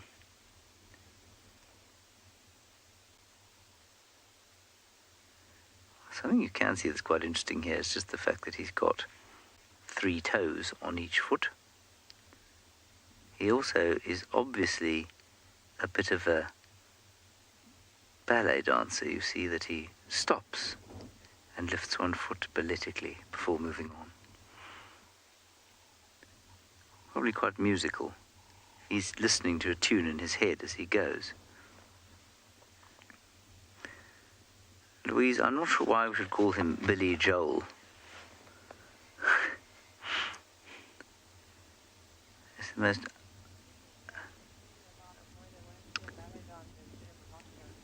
No, that's not Billy Joel, Louise. That's Billy Elliot. Billy Joel wrote Piano Man. Billy Elliot was the little boy who wanted to be a ballet dancer. Yeah. No, that's as David says, that's really, She's now just said #millennial. David, who is even more millennial, thinks it's quite embarrassing, Louise, I'm afraid. Billy Joel, the ballet dancer. Louise, just Google yourself a picture of Billy Joel and tell me if you think he looks anything like somebody who should be in tights.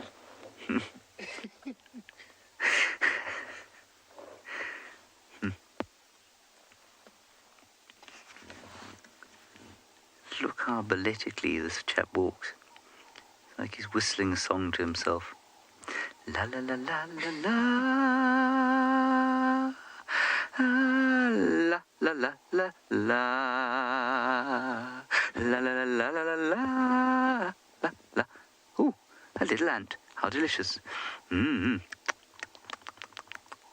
La la la la la la la.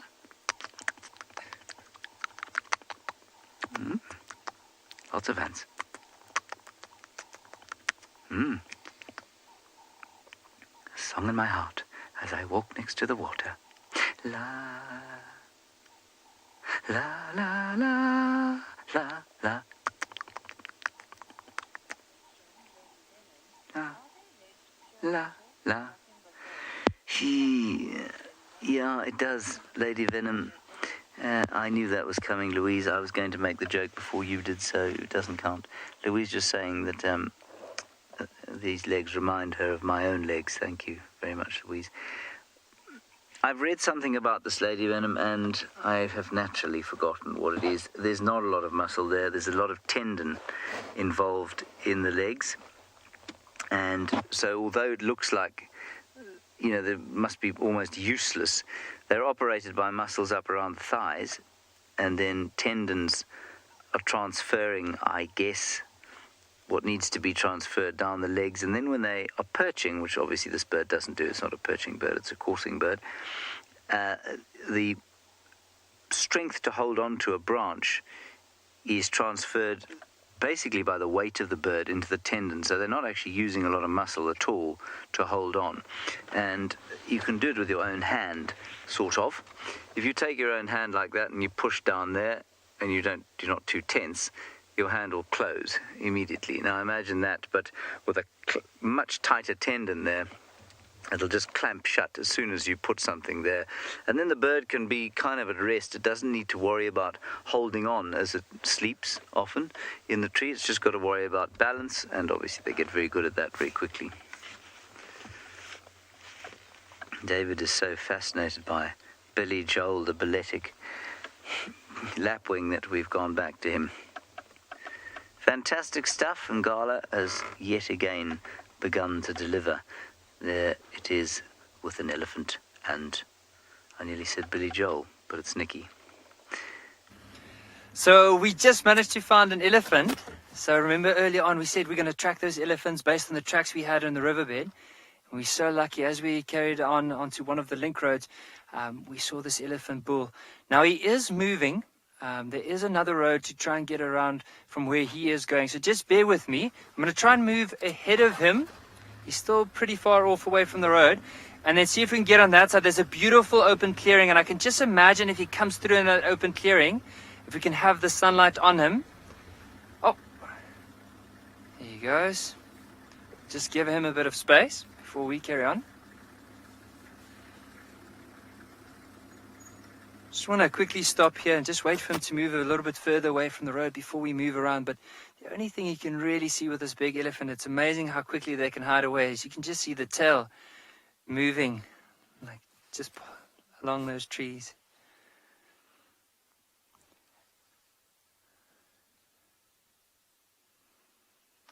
And he might even just be feeding here for the next little while before he carries on. Like imagine, like it does look like his trunk was wet. Might have been from the grass, and he might have gone for a drink, and now what he's going to do is he's going to feed all the way down to the river again. He might even be following that herd, the tracks that we saw earlier.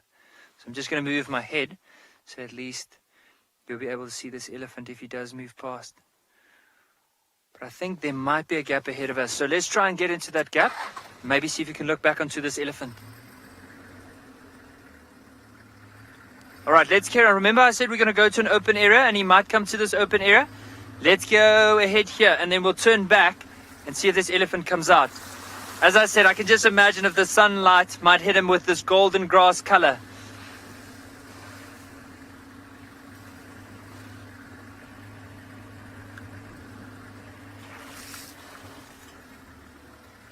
So while we're going to try and see if we can reposition, let's head to Lauren with 2 lions.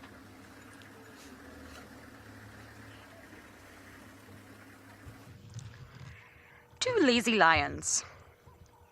Very lazy boys, lying in the middle of the road, lying on the southern boundary, actually. So if you were driving casually along the southern boundary, this is the view you would be greeted with. Yes.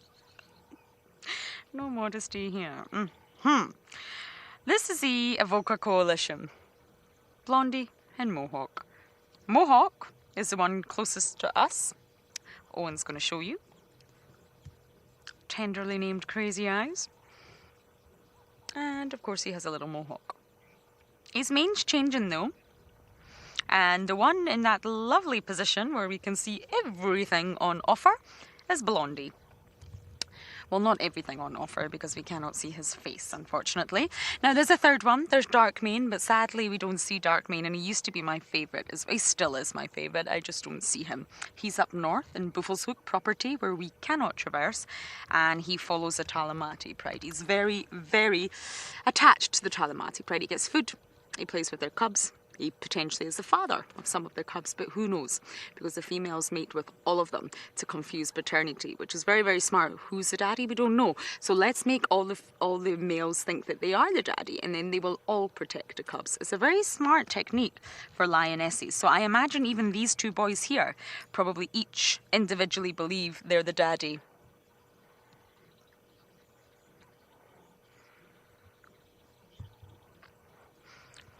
Steph? Faith! Oh my goodness, I got that wrong.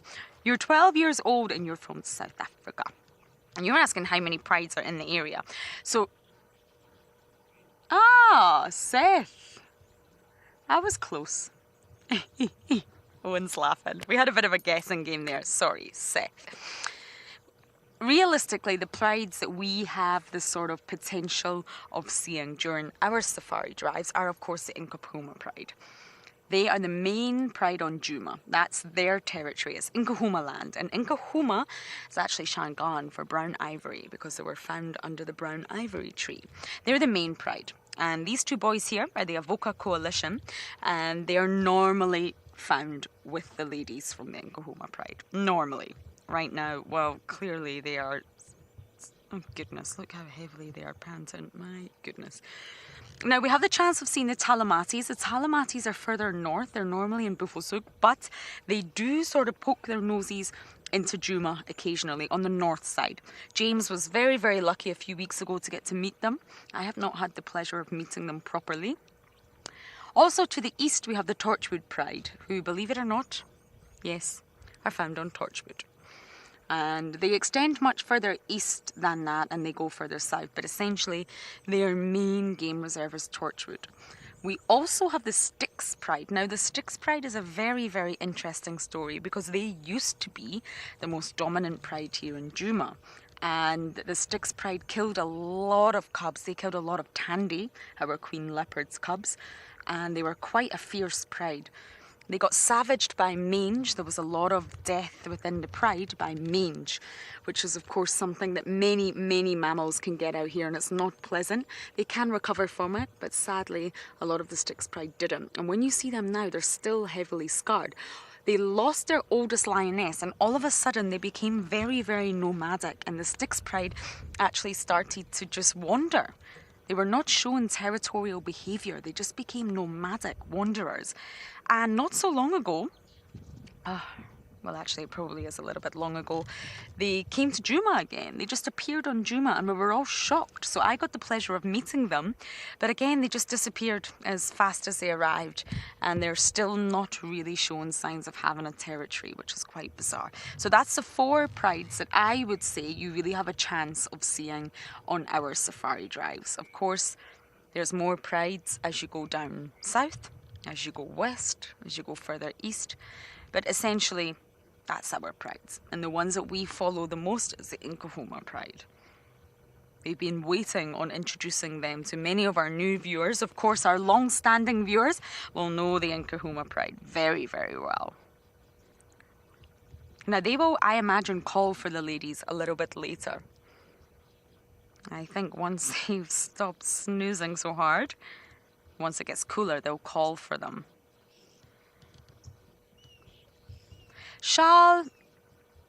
In terms of distance, I'm not sure, but quite far. If you actually just give me a moment, I'll get my phone out to show you a map, and then that may give you an indication of where everything is. I think that's the best way to sort of describe how far away things are from one another. Okay, I can do this. Are you ready, Owen? Yeah.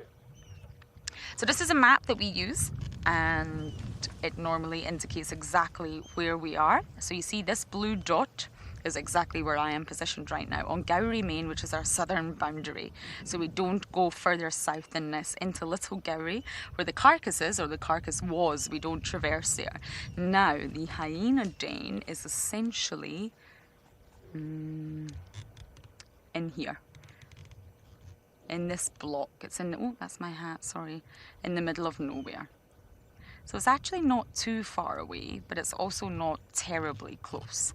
So this is where we are, and this is where the hyena den is. And I'm glad to see Ribbon was still there and she's not moved, because we didn't find her earlier this morning. She was obviously very busy eating, I imagine, and therefore... Oh, hello.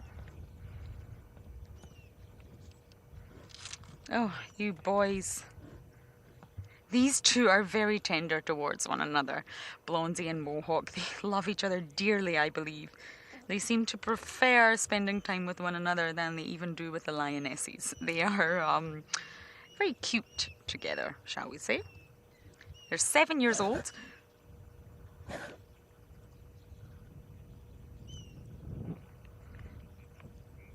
Excuse you. In their prime, they're from a place called Avoca, which is where the name comes from, and they are essentially a coalition of 3.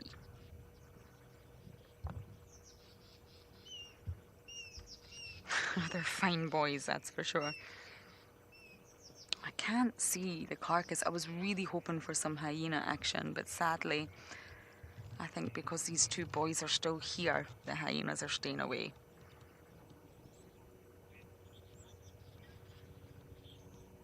Okay, I'm going to stay with our boys a little bit longer and watch them snooze, wishing it was me. And as I do that, we're going to send you across to James, who's pointing at something in the bushes. Or are we live? Live. Are we live? Live. Right, we've got a bird here, everybody, that no one can see. But we can hear it. If my colleague would shut up behind me, we'd be able to hear it.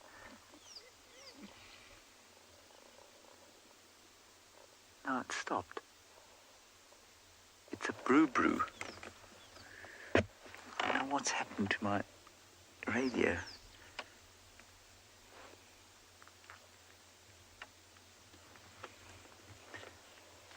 Oh, it was such a nice call. It was doing its brew call. Brrrp, brrrp. And I cannot see it. Oh, you did hear it. Good. Okay, you heard it once. In between David's guffaws. It's a small black and white shrike that sounds like a telephone. Well, so it is said. I've come to the conclusion that most ornithologists are entirely tone deaf, because the way they describe calls normally bear absolutely no resemblance to the actual sound that the bird makes.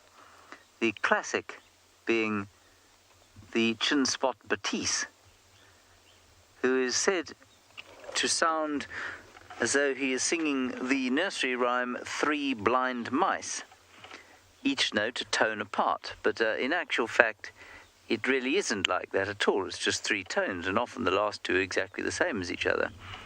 And doesn't mind me of 3 blind mice at all, and sometimes they only make 2 calls, 2 little tones.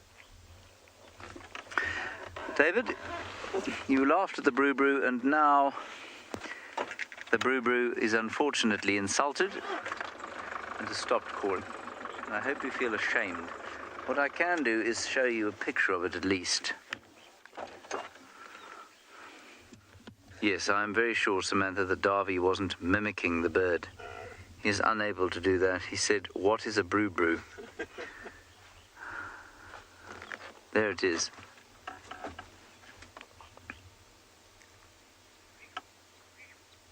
It's got quite a nice Latin name, Nelaus Afer. Hello, good day. My name is Nelaus Afer, and I'd like to apply for a job. Well, Nelaus, what can you do? I can ring like a telephone.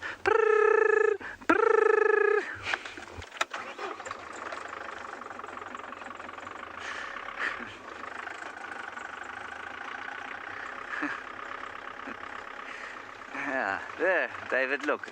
There's unspeakable amounts of action going on the road there. There's a dove drinking. Oh, Justine, the rarest bird I've spotted in the Sabi Sands, probably an African finfoot, which I saw at Londolozi.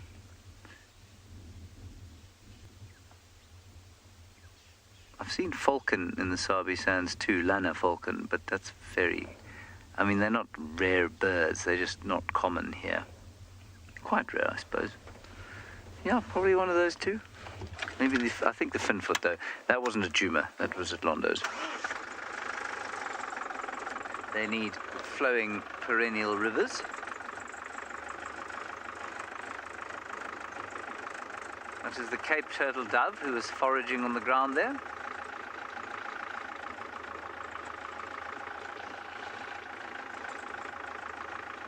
Thank you, Big Kev. You say that's how Kiwis greet each other. They say, "Hey there, brew."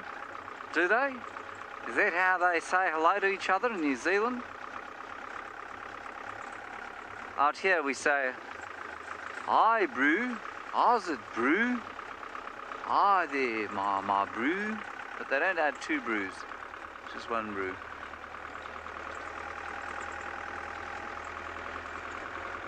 Not sure why. And also the other great South Africanism, "How's it?" which means how is it? How's it, my China?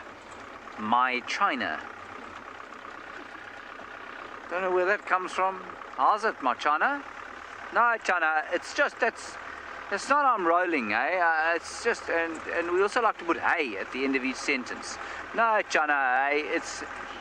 That's not where I'm going, eh? It's not what I'm trying to describe to you, eh? Anyway, enough of that. Let's find some animals, birds, trees, other interesting biology here on the eastern fringes of Djuma Private Game Reserve, on the western fringes of the Greater Limpopo Transfrontier Park. Lily, nature is really magnificent, especially on an afternoon like this where the light is soft and the temperature is perfect. Do with a couple more animals to look at, but I won't be fussy. Let us now go back across to Lauren and her lions in what Louise has described as the pretty nature light.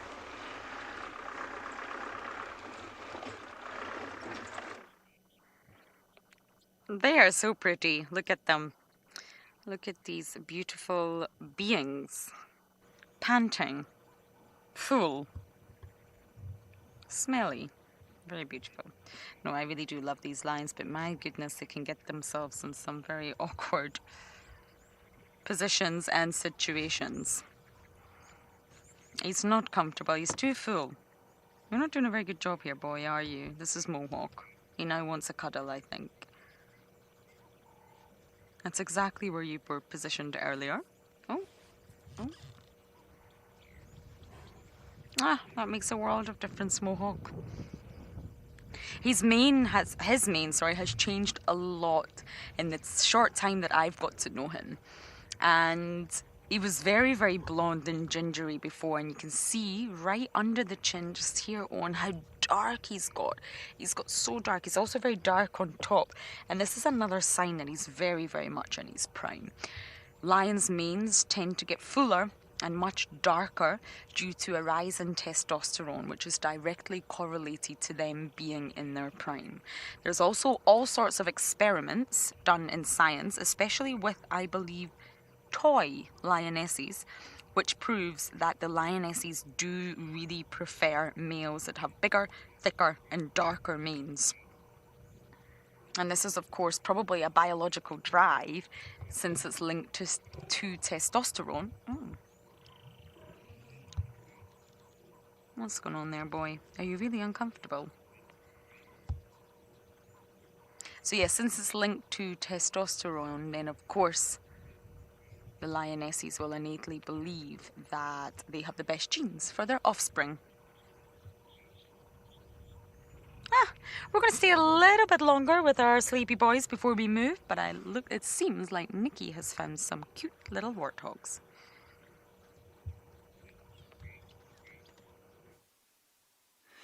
So we just saw these warthogs. Now the thing is, we don't often see warthogs out in the open, and normally when they do see us, they do move off quite quickly.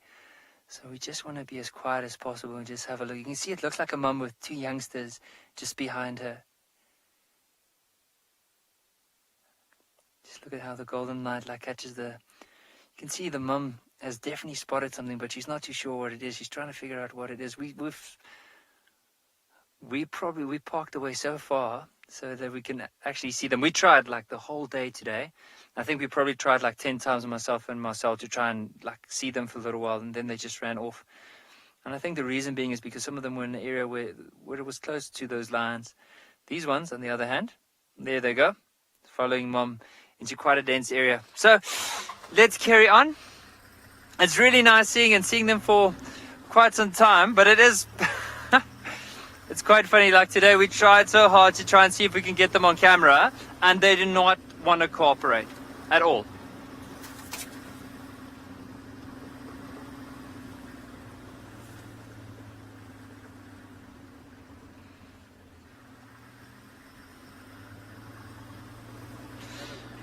I don't know if anyone noticed, but those little ones had quite a lot of white fluff on the cheeks. Now, often I thought to myself, like, why would they have that? And eventually, like, I read up a very interesting article. They suggest by having that white here, especially those youngsters that don't have those big tusks like Mum or possibly like a big male, it looks like false tusks. So when a predator sees it, they might get intimidated by that hair on the side, thinking that it could be sharp teeth. I'm not too sure. They do look pretty small, but I'm glad that we got them. I mean, that's my highlight for the day. Warthog in the road looking at us.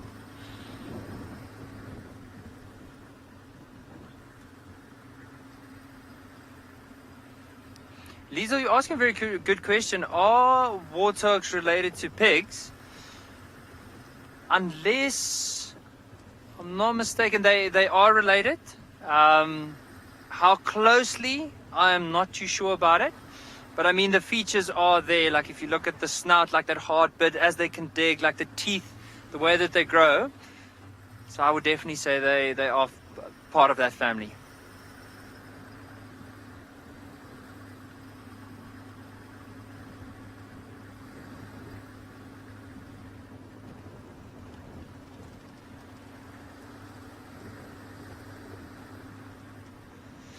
So it is cooling down now, so we probably won't be focusing so much on elephants and buffalo at the moment, because that last elephant we had was heading quite into a dense area and following the rest of the herds. We won't be able to see them for quite a while until they come into a more open area. But for now, we want to go scan another part that we haven't driven probably in the last week or so and see if there's any other interesting animals around. You can see the area does open up into quite a lot of these grassland pockets, and hopefully, if there's any cheetah moving around, this is the place, or these are the type of areas that they could possibly go to. I think we might just take a different route.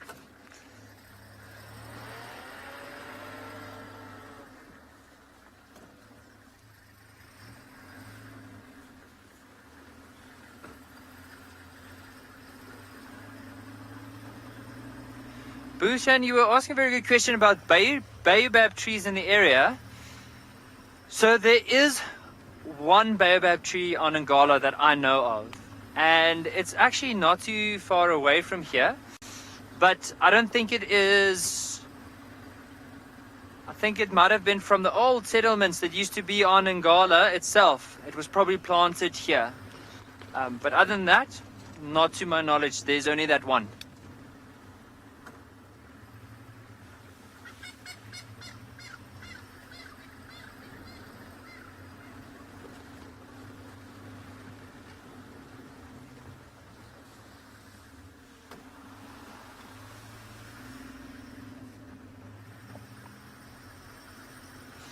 Alright, so while we are moving into more open spaces, as I said, now probably try and look out, see if there's any signs of cheetah, hopefully use the golden light to help us, especially if they do decide to go and lay on a termite mound. But let's head across to Lauren with those lions.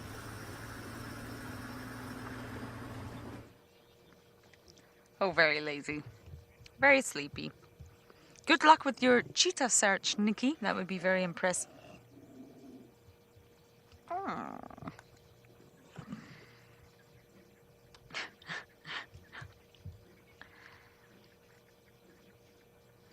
Now, Owen and I can hear crunching.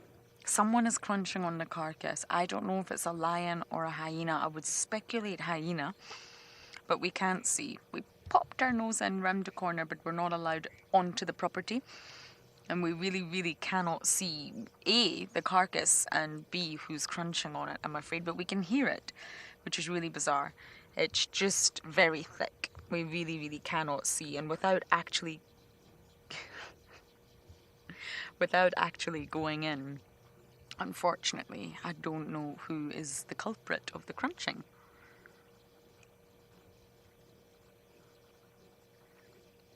Believe it or not, within a male lion coalition, you also get coalitions with male cheetahs. There's actually no dominant male. So between these three, dark mane included, there's no dominant one. There may be one male who is stronger and fitter at that time, but essentially speaking, there's no dominant male. So they'll all have their sort of peaks and troughs, and one may be in great prime and great condition, the other may be injured, but they're all equal when it comes to dominance. There's no leader of the coalition, essentially. And between this pair, they definitely have the tighter bond. I've actually not seen the three of them in a very, very long time. I really, really don't know what the interactions between the three of them are like. I have no idea. But I would imagine it's still quite tender. Although Dark Mane doesn't see them too much, that doesn't mean that they've split up or the coalition is broken. They're still very much loyal to one another in that respect.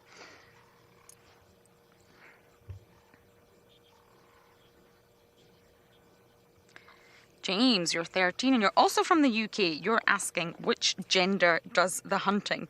Both. Now, there's sort of lots of myths, if you like, about male lions, that the females do most of the hunting and the male lions come in and steal. I have seen that. Yes, it does happen. It absolutely does happen. The males, well, you know, they let the females do the hard work and they will come in, and because they're bigger and stronger with a lot more muscle mass behind them, they can then, of course, steal whatever it is that the females has, well, hunted. But male lions can hunt, let me tell you. I've seen it happen. And in order to take down a really big item of prey, let's just say a buffalo and even a giraffe, they need the males. They do. The males have got the strength. They may not look like much right now. They look like a mirror image of one another.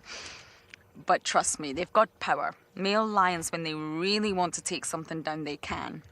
And for those of you who've never heard this story before, when Corky was the matriarch of the Djuma clan, she's still alive, she's just no longer the matriarch.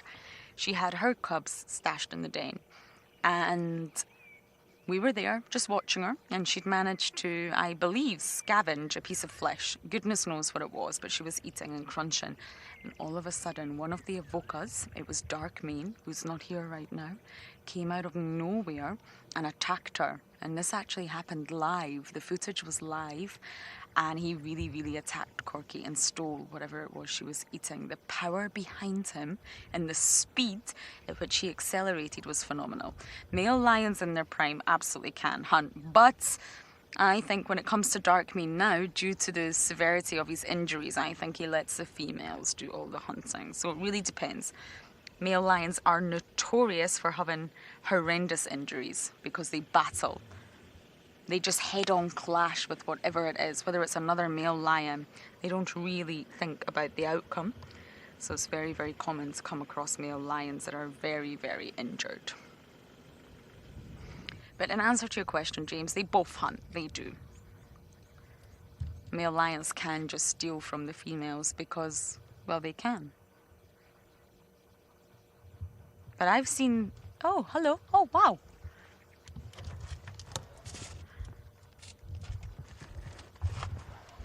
That vulture just almost flew at the car. It's a hooded vulture, I think. That was incredible.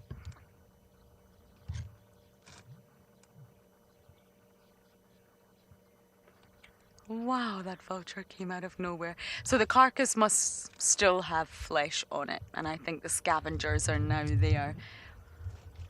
Which means that the crunching is probably coming from a hyena. We just can't see it. I wonder which hyena. But the vultures are still here.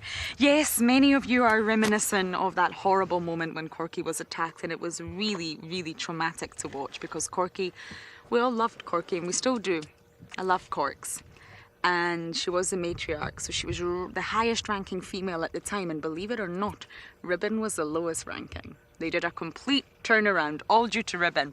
But yes, that memory was very, very, well, that moment was very hard to watch when Darkmane came and attacked Corky. They do have a reputation for being very, very lazy, but essentially male lions are incredibly powerful. Yes, I'm talking about you, Mohawk. Look at the size of the paw. If Owen can just give us a really close look at that paw.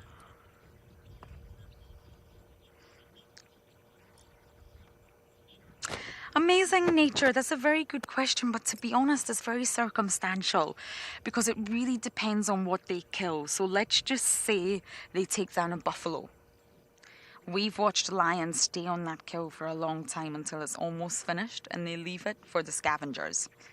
We also had the Inkahuma and the Avokas, these very boys here, who's rubbing his tummy. It looks like he's rubbing his tummy. Take down a giraffe, an adult giraffe, on Powerlines Road, which is really not too far away from our camp. And they were on that giraffe for a very long time. There's a lot of meat. The giraffe is huge.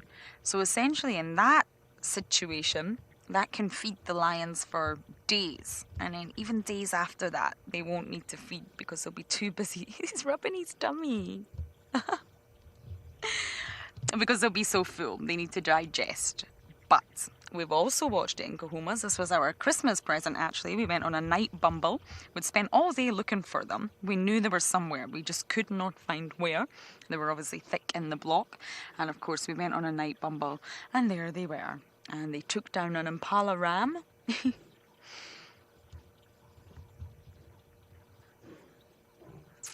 There we go, roly-poly. And it did not last long. There was a feeding frenzy, there was aggression, there was mothers swinging cubs out of the way. There was lionesses fighting with one another, and the males were fighting. I have never heard noise like that in my entire life. Louise was also there. Yes, Louise just said it's her all-time favourite lion sighting. Me too, because it was so unexpected, and of course it wasn't live, sod's law, but it was unbelievable. The noise just took me back, and lo and behold, elephants rocks up on the scene too. It was phenomenal. But my point is that it didn't last long. The Impala got torn to shreds, and it was over before you know it. They are big animals, they need to feed. So going back to your question, amazing nature, it really depends. If they just snack on an Impala, then they'll need to hunt again and again until they're full. One Impala ram is not enough to feed a pride of lions. You've got 9 cubs and 9 adults in the Inkahumas, and then of course you've got the Avoca tagalongs, and they're always in the vicinity. So it really, really depends on what they kill as to when they'll need to feed again. Their stomachs are specially designed for stretching, just in case you cannot tell that already.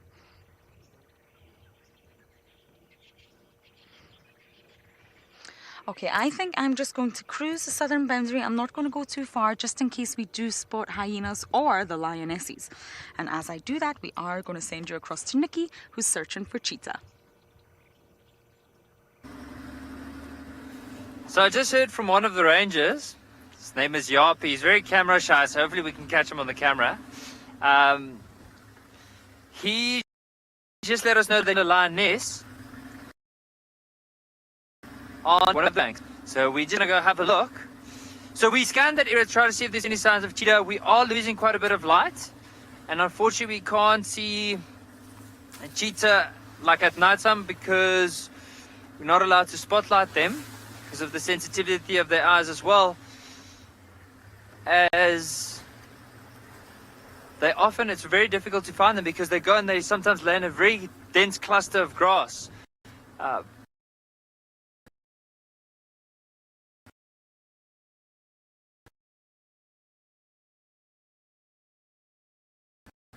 Which makes it very hard to see them. But no, we have here, there was a chance. It is Lioness. Is the light in my golden color I'm hoping.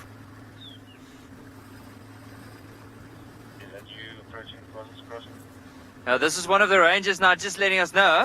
Just want to quickly let them know we're not too far. So while we are heading down, let's head across to James.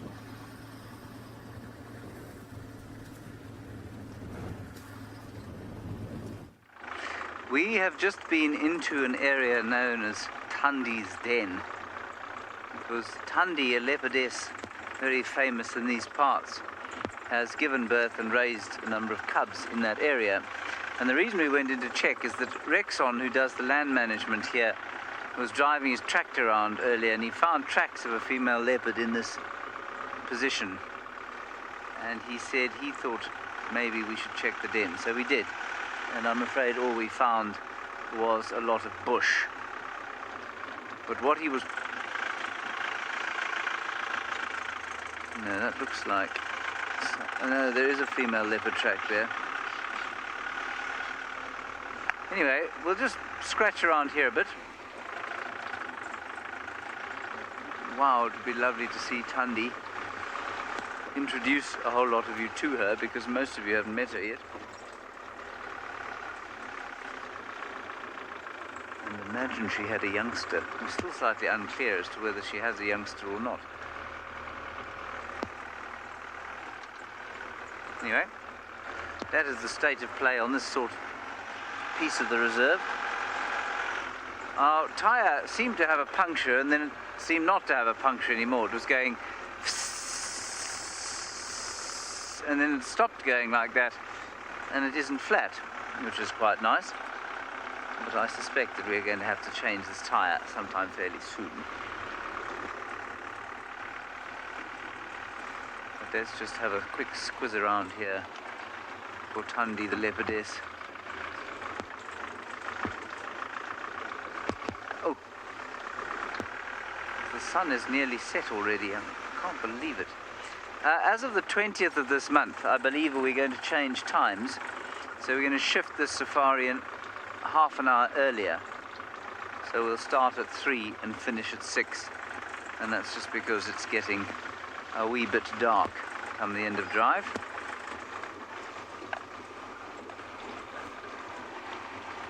Oh. If we don't come up with anything here, I think what we're going to do is head across to the hyena den if Lauren is going to stay with the lions.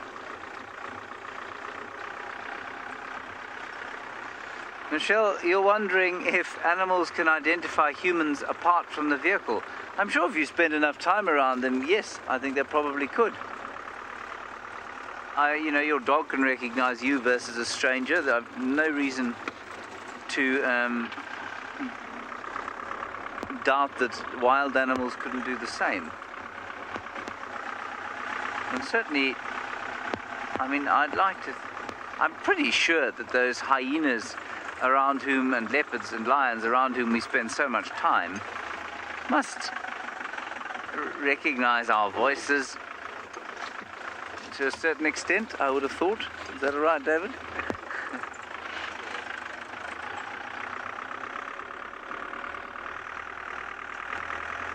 We'll just do one quick little drive around here and then probably head further west.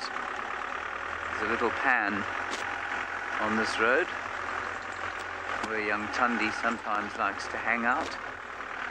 But again, when it is so wet, there's no real need for her to hang at a pan.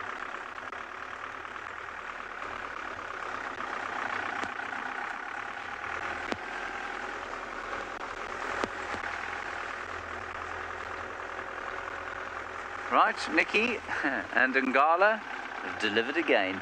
Let's go back to them under Lioness.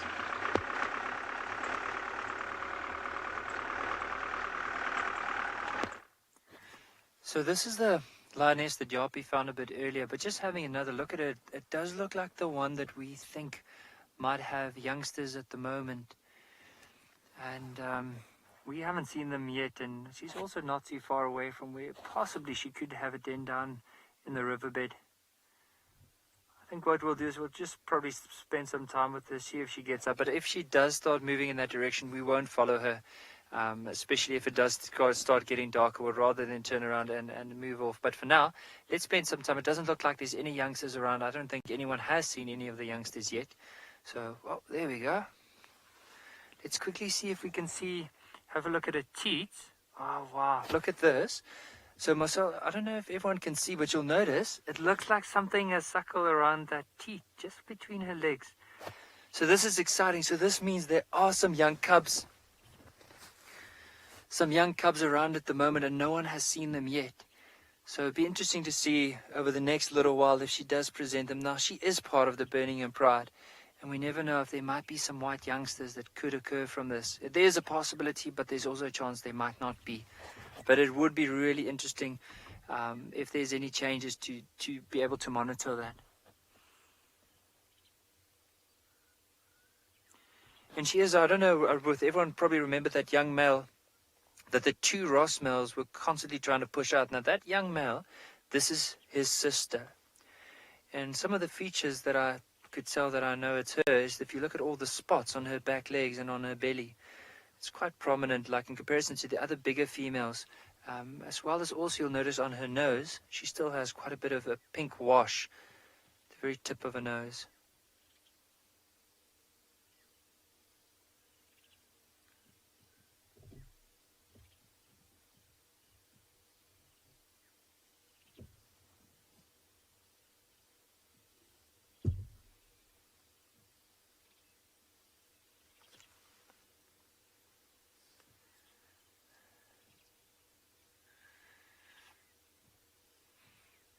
Yeah, I can just imagine, like for me, it's just always so amazing, like whenever you drive in the bush, because you just never know what you're going to find. I mean, for her, so where we saw that elephant earlier, it was not too far away from here. And the thing is, this elephant might have even come past here. And she was probably laying back into that thicket behind her just to get out of the heat of the sun, and then she moved towards this bank. But how amazing would it be, like, if we can see when she introduces these young cubs eventually to the Pride. And I think also because of that, the Pride might not wander too far away from this area. But it is exciting times, and it'd be exciting. It is going to be amazing to see what's going to happen in the near future.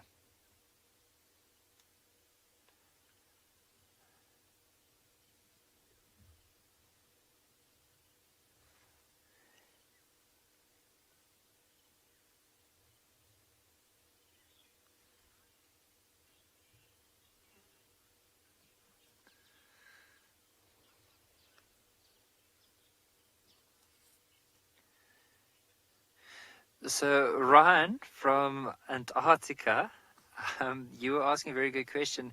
How long do the lions suckle for? Now, they could suckle up to like 8 months, and I have seen personally where some would even try to suckle at 1.5 years whenever, and the mum like just doesn't want to allow it, but you'll see them often then still licking the mum to try and see if they can get some milk.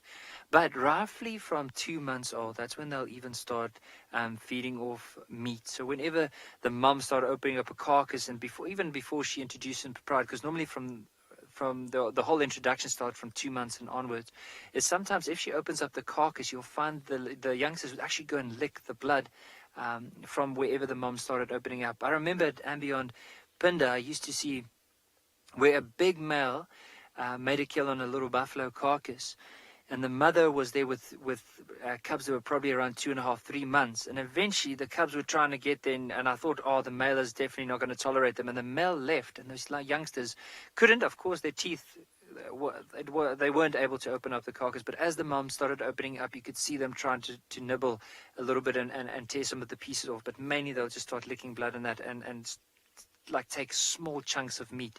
But that normally starts around 2 months.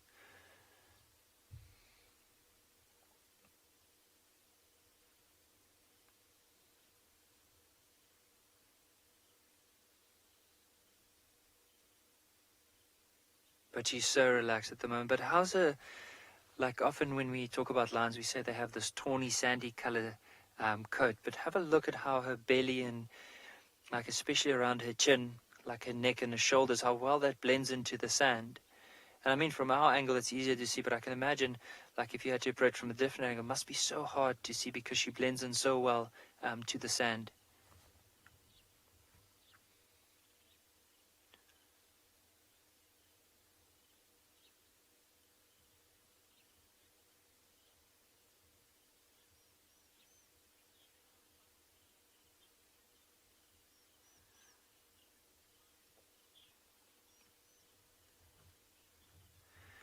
Irene from Johannesburg, you were asking a really good question in regards to, will this lioness hunt for herself, or would she go with the Pride and then eventually come back? Now, because that we, like based on those suckle marks that we could be certain that there are cubs around in the area. Because of that, she'll probably do all the hunting by herself.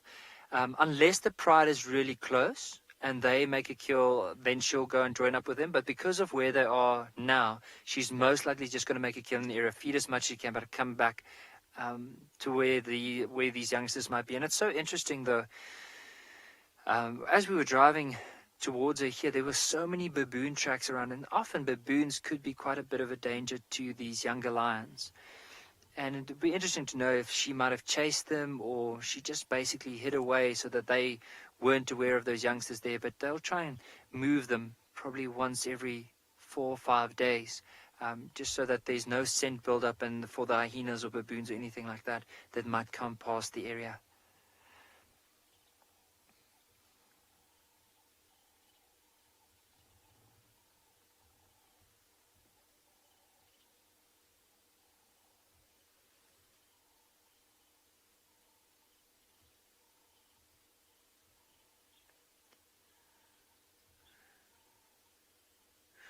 So we'll still sit here for a little while until the lights start fading away, then we'll probably carry on. But for now, let's head across to James, who's on his way to the hyena den.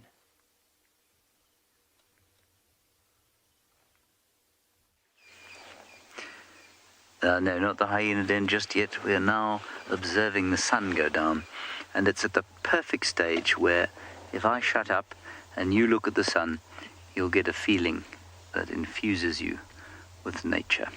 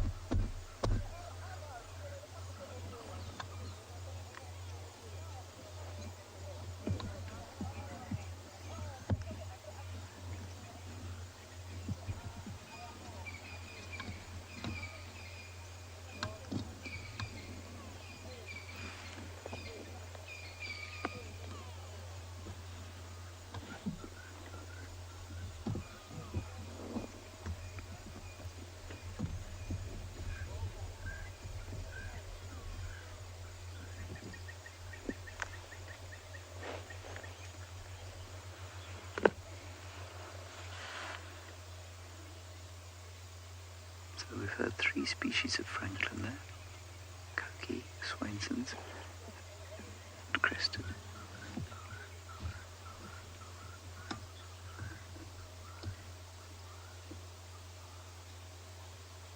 Gentle breeze. A couple of flies.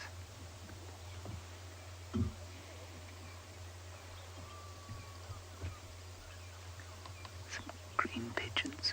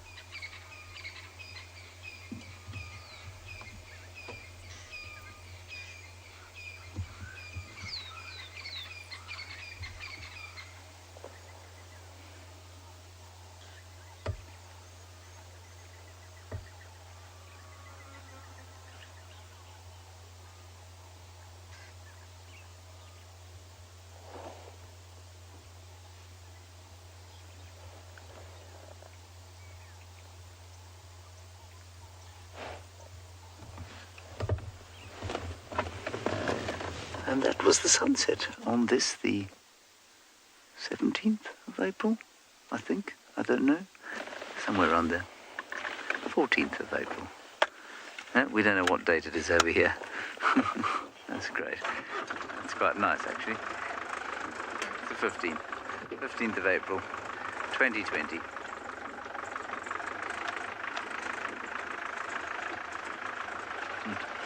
So we are going to head to the hyena den. That's going to be the general plan. See what we can find that side.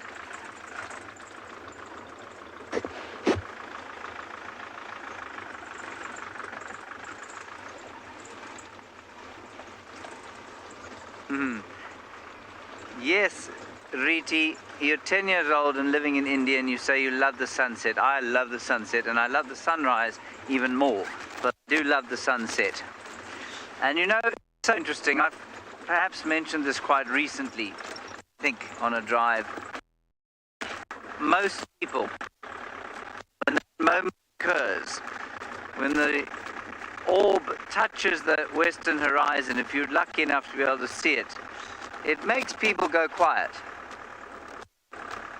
And this kind of look and stare and contemplate, it's the most contemplative time of day. Just like that few minutes before the sun actually comes up in the morning.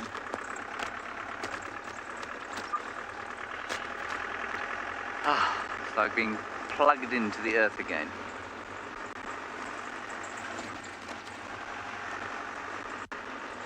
Good.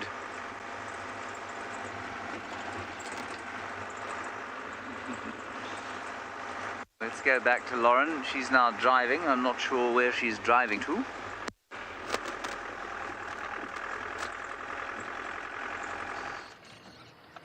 I am driving back to the lions. We just did a very small loop. It's always worth it. The lions are flat. Very flat.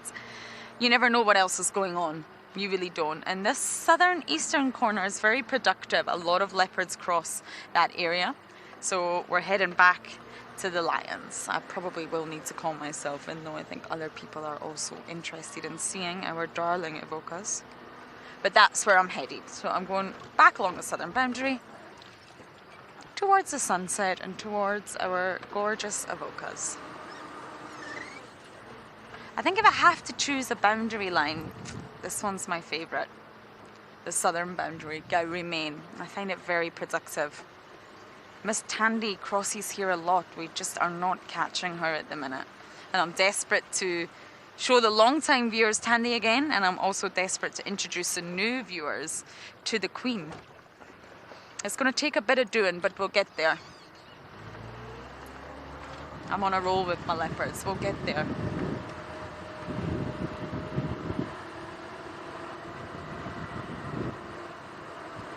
A lot of vehicles are heading this way. This is actually the perfect time to go see the lions. It's cool, there's a nice breeze. I put my jumper on. It's a little bit chilly for me. This is when these animals are going to get mobile. Let's just pop into this pan so that I can give myself some time to call into this sighting.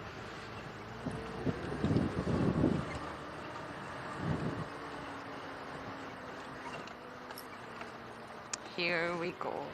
Lauren's favourite pan at sunset. Miss Alamandra, me too. You miss the Nkuhumas so much. Me too. But luckily, we got to see two yesterday. We got to see the youngest lioness, who is actually Reginald's daughter, and we got to see the tattered ear lioness. And of course, I'm not sure if James got to see any more lionesses than that, but they're around. I don't know where the rest of the pride is right now. I really have no idea. It's eerily quiet here. I'm used to coming to this pan, and sometimes I could barely talk over the volume of noise coming from the birds. Now, over winter, Owen just gave you a beautiful view of one of the weavers' nests, probably built by the southern masked or the village weaver, and they will just wither away. They will blow away in strong winds. They will wither away to nothing. They will break. They will fall. When winter comes, the weaver season is definitely over. I can smell a very strong urine smell.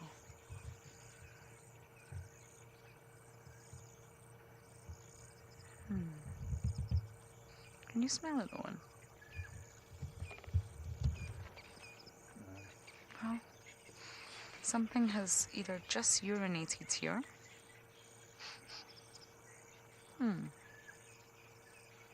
There's no popcorn though, so I don't think it's a leopard, that's for sure. We may just actually quickly check twin dams, because twin dams, this is the second twin of twin dams, just really, really quickly before we go to the lions. You never know who could be there having a drink. Very strong urine, almost like wild dogs. But there's no other signs of wild dogs. Please don't get too excited.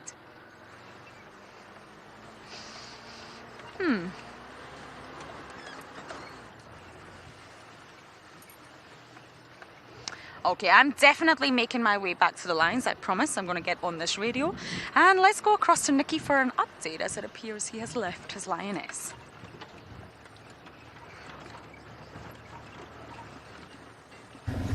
So we've just left that lioness.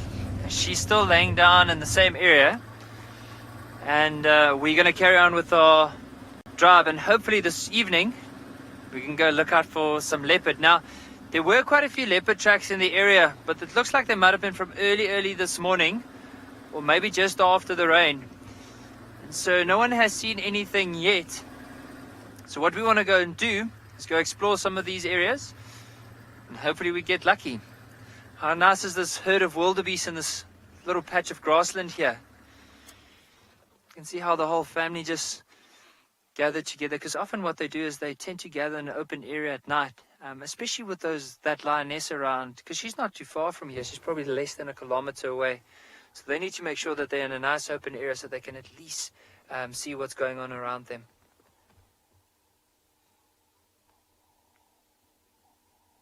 But what I really enjoy about wildebeest is definitely the colors.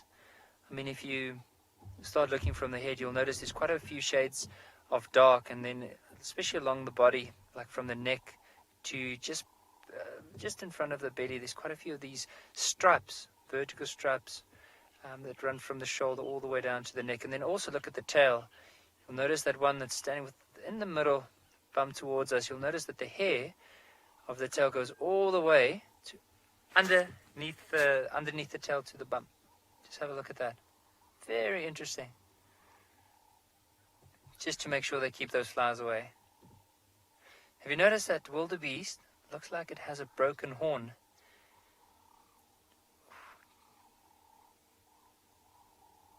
And I wonder what that might have been of. Maybe it could have gotten a fright, like as it was running through a dense area. It might have caught its head onto a branch and then broke off that part of the horn. And it's sad, like it would never grow back to how it initially looked like, but it will extend though. So at least it's not completely broken off.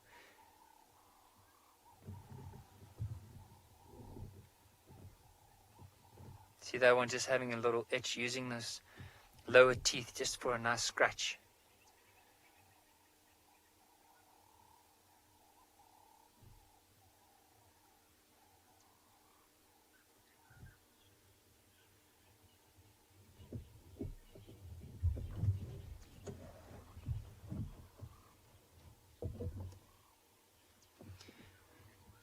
Mary Ellen from Texas, you were asking a really good question. What animal have I seen that was quite remarkable, or quite an interesting animal doing a drive?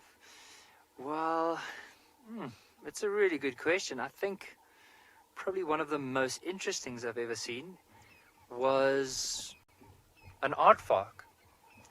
And I don't know if you know how an aardvark looks like, but I do have a little.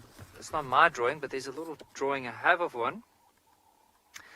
But I've only seen an aardvark twice in my life. Now, the first time I ever saw one was down at andBeyond Pinda. And then, like not too far away from here, I saw another one, but not on Ngala yet. So this is the aardvark right over here. So you'll see it looks like, I think the other, like a lot of people refer to it as an anteater. But you can see quite a round nose. Quite straight ears, has a very sharp curve-like back, quite a longish tail, and they often come out at night. And so I would say that's probably one of the most interesting animals that I've seen while doing game drives. And I do remember that very first time I saw one, I was so excited, like when I saw it, the guests were still trying to ask, like, what is it? But I was so shocked, I reckon I would have gone for 5 minutes without saying something, and I was like just trying to get the words in order to try and explain this remarkable creature, but afterwards I had to join them for a drink just to tell them what it was.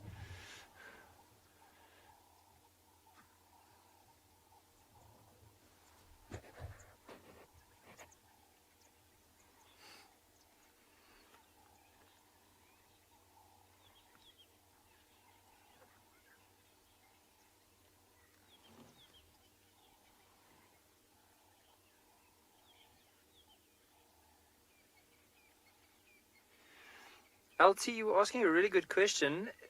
Is it true that wildebeest have bad eyesight? Now, out of personal experience, I think they have very good eyesight. And I might think that they're not always the most alert or the most aware of what's going on around them, but I have seen, whenever I compare them against something like Impala, or maybe any of the other antelope species, they are pretty well aware of what's going on around them. There was a couple of times where, whenever I did like quite a few walking expeditions on foot, where the wildebeest would spot me way before some of the other animals did. So I would definitely say they have quite good eyesight. In order to compare it, I think if you can see a wildebeest, it's most likely capable of seeing you. Bearing in mind that, like, let's say if you were 100 or 150 or 200 meters away and you would spot it, then they'll probably be able to spot you as well. But you can see it even now, like this time. So even this time of the day, have you noticed like all their heads up, like just scanning around constantly? And that's what they might even do while some are feeding, and the others will always lift their head to try and see what's going around them. For now, let's head across to James with Ribbon at the hyena den.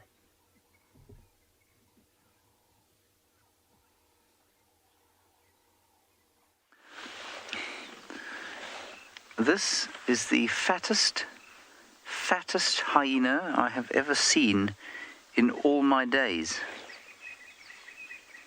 Behold the matriarch in all her glory. Now, Lauren was talking about the expired Impala today, and it turns out that that Impala died as a result of running into a fence last night, obviously terrified during the course of the storm. And so it was just dragged out onto the clearings outside camp. And what happened was that the vultures came down and started feeding on it, and then we think a hyena came and stole it. And if we were going to point any fingers at the possible culprit of the theft of that Impala, I'd say that we were looking comfortably at the top suspect now. Because inside that belly is a monstrous amount of meat.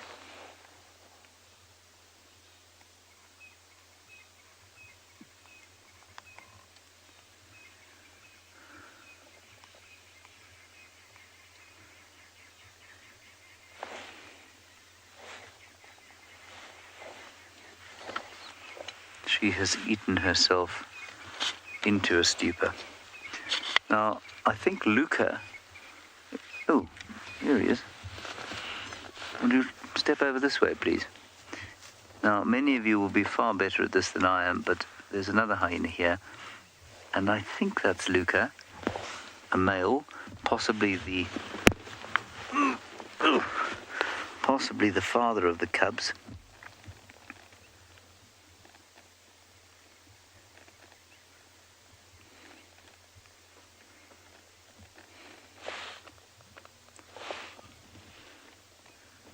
And he's also got a belly full of Impala. Or something, most likely Impala. So I think we'll give young Ribbon here a bit of time, because it's normally around about sort of, round about now, that she'll go down and feed her cubs, and then, if we're very lucky, they might stick their heads out.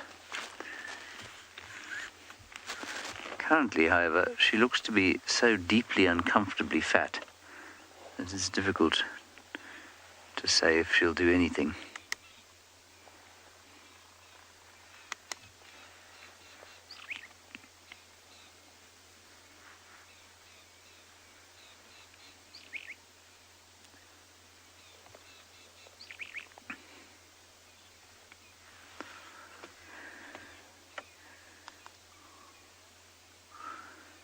Lexi, two things. They ain't pups. Remember that a hyena youngster is called a cub. And yes, absolutely, they'll join the clan, but most likely what will actually happen is that the clan will start to spend a bit more time here when the cubs come out. And hopefully, if Ribbon is able to extend her reign as the matriarch of this clan, if she's able to do that, what will happen then is that wherever she is denned, so the others will come and have their cubs. If they're lower ranking, they may give birth at another den, but then they will move to what they call the central den.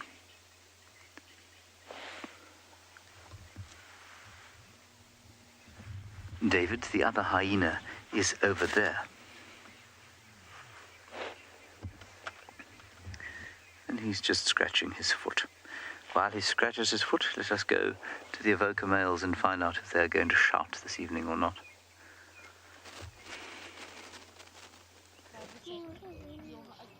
Our evoker boys are up. Oh!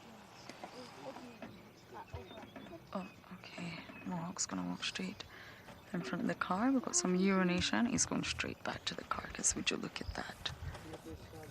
He's gone straight into the wildebeest. I don't know who else is there, though. This will be interesting. Now, there's other vehicles in the sighting, I'm afraid, so I have to keep my voice nice and low.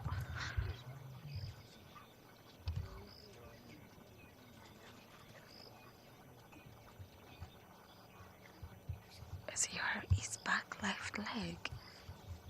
I don't know if he was just lifting it up because it's stiff, you know, if you've been lying on your leg for too long, or he's got an injury. This is going to be interesting to see him walk. This is Blondie, everyone. Yeah, he's injured. Look. Oh no, Blondie boy.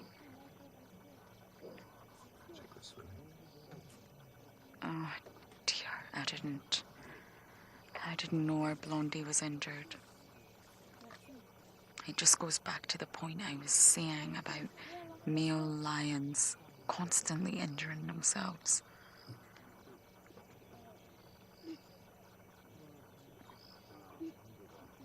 Blondie, are you going to do the toilet? Because this is going to hit Owen and I in the face quite strongly. Oh dear. Oh dear. Owen, prepare yourself. We are downwind. Yes, it doesn't look rather solid, does it? Oh, listen.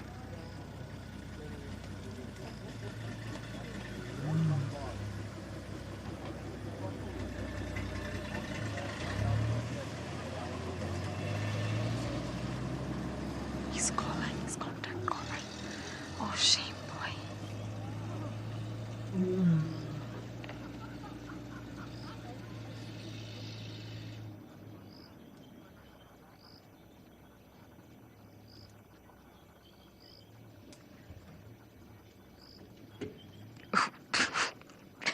Has it hit you yet, Owen? It's hit me. My goodness, I'm going to cover my nose. Thanks, Blondie.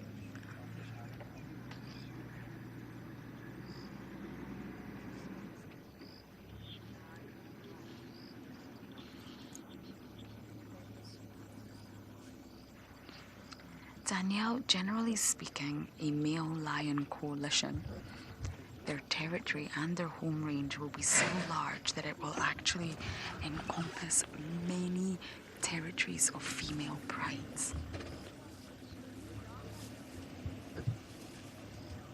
Oh, that injury looks painful. So therefore, they will have many prides within their domain. The minimum is said to be about 3. And maximum can go up for however many they can control. Coalitions can get bigger. Coalitions can go up to 9 lions. But normally when it's that big, they're said to be related.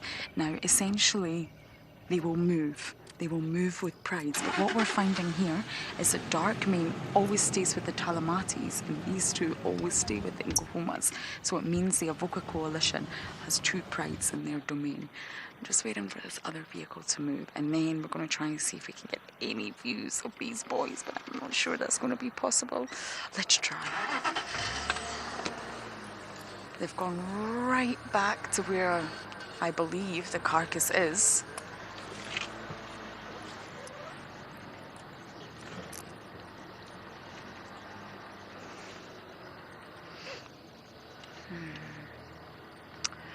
This is going to take some maneuvering, everybody. We're also working against lack of ambient light.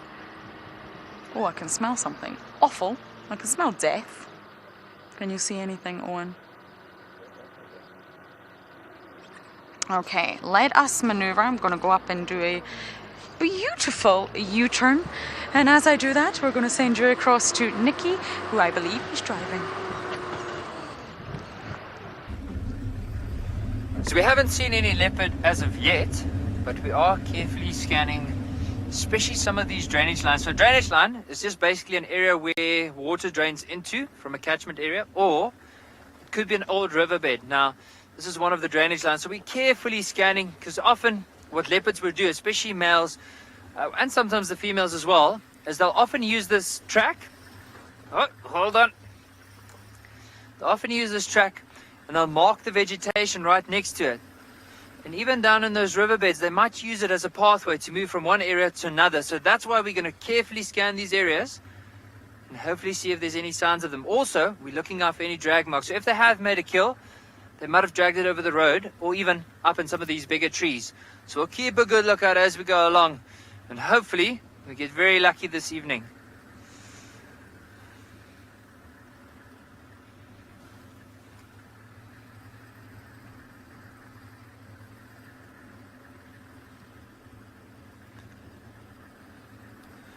Just looking at the area, there's quite a few beautiful trees as well as a lot of cover, and we are near the river.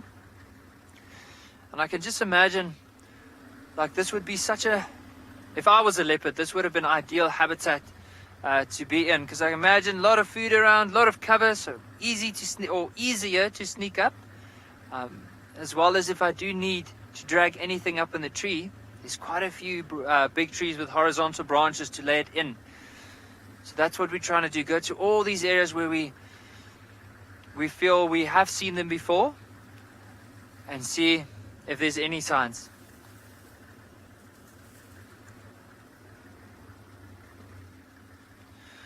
Milan, you were asking a really good question with the leopard tracks.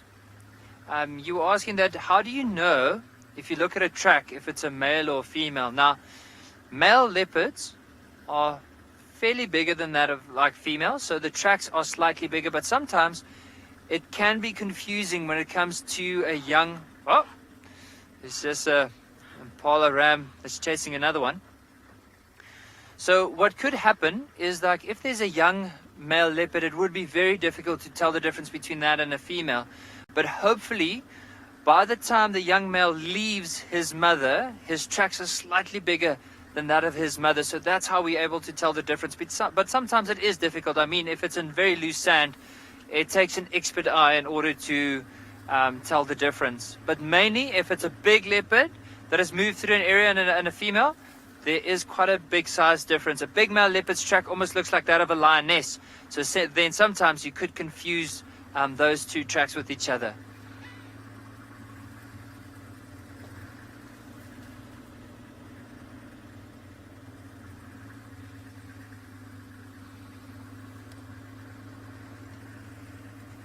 Just carefully scanning up some of these bigger trees, and I'm also Marcel, I'm going to ask you just to have a look down the road if there is anything that crosses over while I'm looking to the left and right, so we don't miss out on anything. So what we're trying to look out for is maybe the reflection of the light in their eyes could be an option.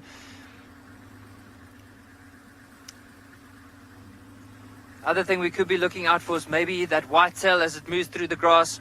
But for now, we're still going to carry on with our search. In the meantime, let's head across to James at the hyena den.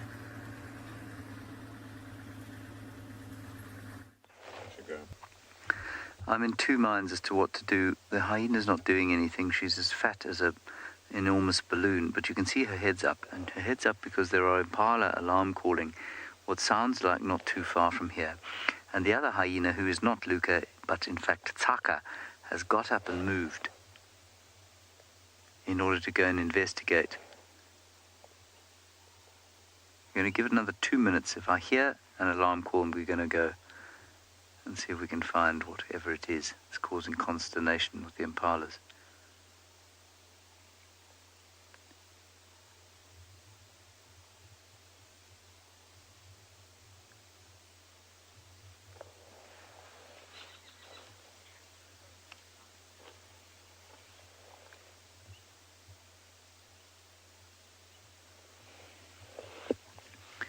India, you're 13 years old, wondering which animals go hunting after sunset.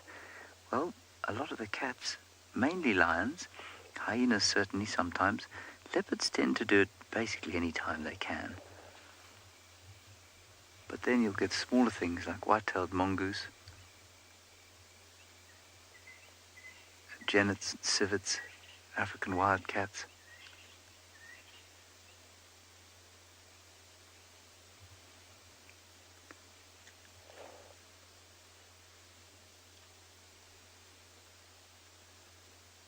I can't hear the impala anymore. There's something there.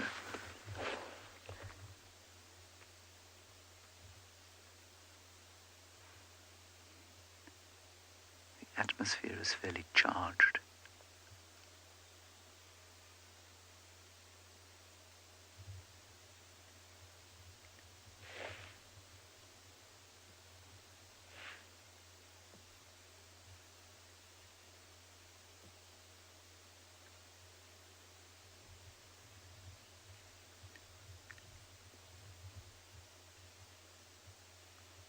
I can't hear anything else now.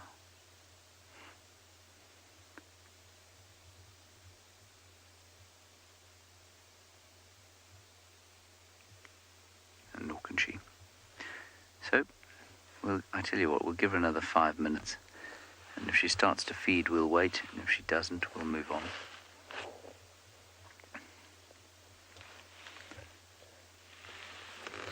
Adeline 8 and Burnsley. Is it Burnsley? Aged 5?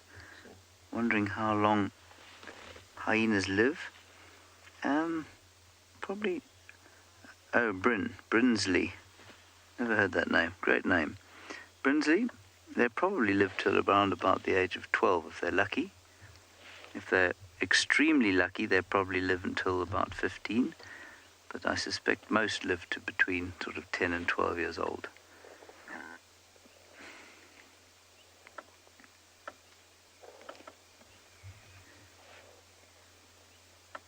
She's definitely hearing something. I don't know if she can maybe hear the lions' contact calling to each other.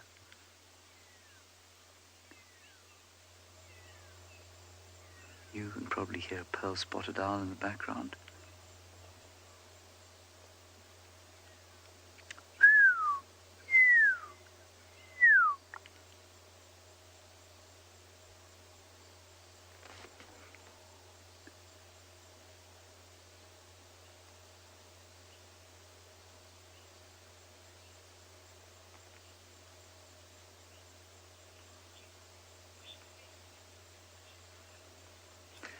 Yeah, Gemma, it would be world class if she fed her cubs in this position. It really would be very special.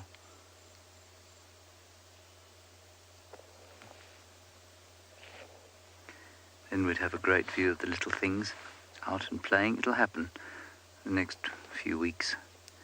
She'll come out and they'll come out and they'll play, and we'll all forget these days of staking out the den, wondering what on earth is going to happen.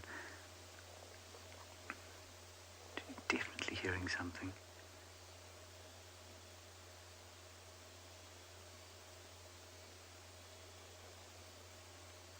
It's obviously not that close, because she'd stand up if it was.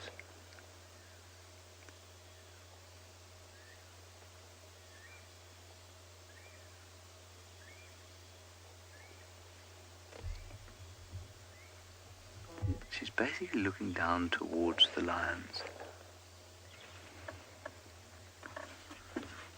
So let's go across to Lauren and see if the lions are calling to each other.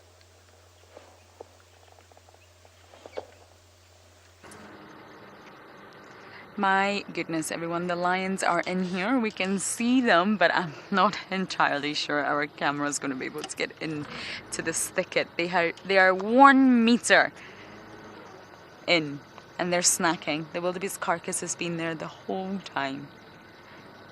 We're just trying our very, very best to get a view, but I personally don't think it's possible. I think we may have to give up. They're most likely going to snack in there. Let me just go a bit forward. I need to get my spotlight out. Whew, that smell. So while I do reposition, just remember everyone, if you are really enjoying our safaris and you want to keep supporting us, you are welcome to go over to the website, wildearth.tv/support, and support us in any way that you wish to. It's entirely up to you, but the option is there. Yep, everyone, I think this is a no-win situation, I'm afraid. How disappointing. They're right there. Right there. I think I'm just going to do it. No, you know what? I'm going to check another boundary.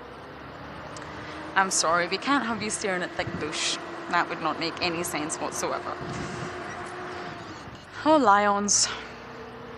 So they're still going. We don't know where the females are. Nobody knows where the females are, but the males are clearly still going with munching on that wildebeest, and that's why the hyenas have not came in yet. Vultures have stayed put in the trees. Maybe the hooded are very confident, probably came in for a little tidbit, but essentially the hyenas have not came in for that reason. I'm just going to go back onto the northern channel now. Here we go. They will not approach if the lions are there. They may hang around in the periphery, but no. Hyenas will not risk it with 2 male lions, and I think that's why we've not had any hyena action.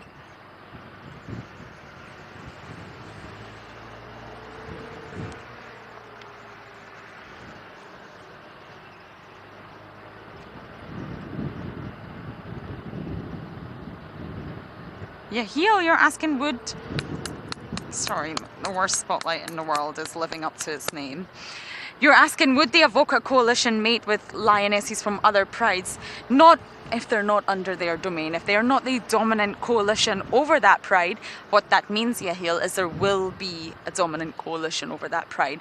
And if the Avoca males were to come in and try to mate with one of the lionesses, there would be a battle. There would be a huge battle between 2 coalitions, which can be very, very aggressive and ultimately can result in death.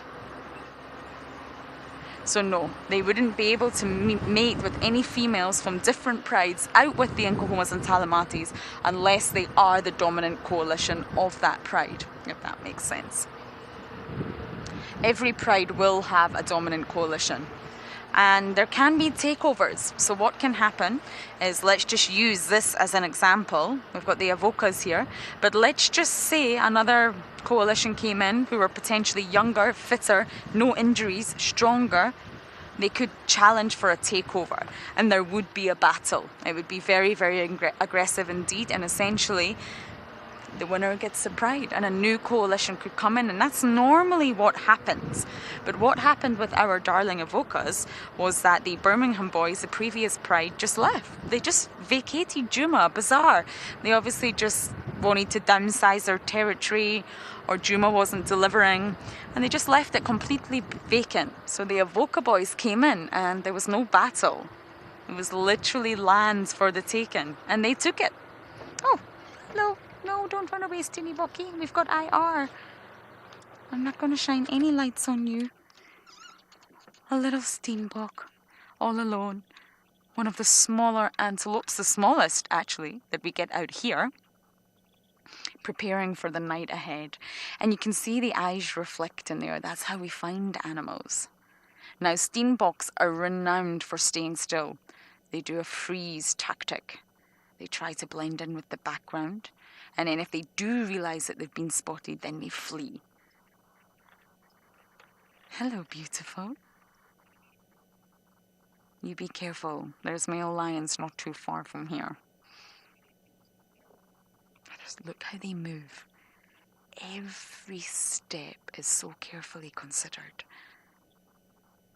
Trying to be as silent as possible, registering those hooves. Oh, urinating. You see how they dug there? Steenboks are actually very territorial. And what they do is they do mark their territory, but they actually cover their urine and their dung. They bury it. And it's to disguise it from any other animals who would try to kill them. However, another steenbok or their monogamous partner would be able to pick up on it.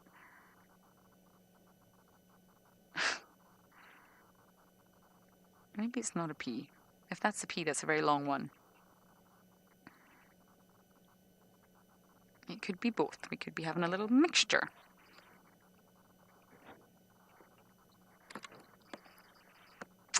There we go. Look at that body position. We can straight away tell what this little steenbok is doing. See, he's covering it. They're renowned for doing that, covering the scent of their urine and their dung. Look. Isn't that incredible? Masking the scent. I was never here. It's still my territory, but I was never here.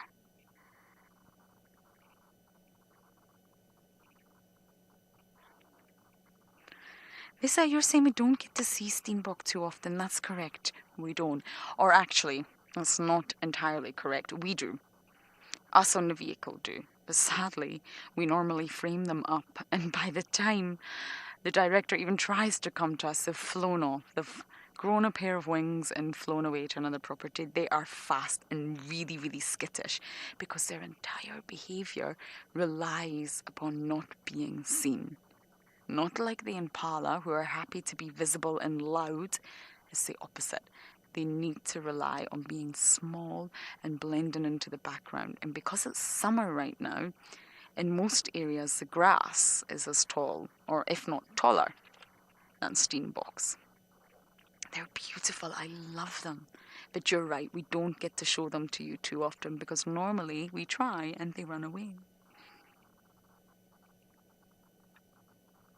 I remember I tried to show everyone the most beautiful sighting of a steenbok. I think, Louise, you were the director. And you said live. And just as she was about to finish her second live, the steenbok jumped out of frame. And by the time you all got to come to us, it was just grass, which is rather embarrassing.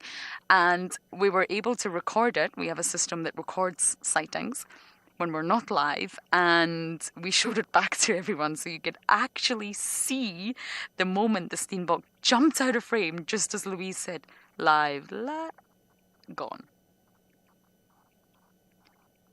See how careful, it's just crossed the road in front of us and it's now gone into the other property.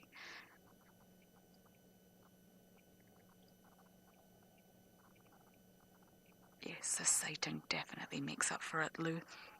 I'm quite surprised to see them so relaxed with our vehicle at night time. I think that may be the last visual we get of it as it wanders into the long grass. Let's go up ahead on. Ah, that was lovely, I have to say. Unexpected steenbok sighting, and we're not shining any lights on this animal. So we spotlight like this. We shine the light. There's lots of different techniques to doing this, just to see that eye reflection. And the minute we see the reflection, we turn it off and we rely on the IR, which is a special light, a big, ginormous rectangular thing that Owen attaches to the camera and obviously plugs it in somehow. And essentially, it means that we can view any wildlife without shining artificial light on them, which is incredible. It's really an incredible tool to have. You don't want to spotlight animals for so many reasons. You don't want to spotlight diurnal animals because they're designed to see during the day, so you don't want to shine bright lights on them at night time. You also don't want to shine lights on prey because predators can see. Predators can use that light to their advantage, and you, obviously not intentionally, but you could cause a hunt to happen and give the predator the advantage. And we're not here to do that. We're here to be very neutral. So really, spotlights are not a good idea.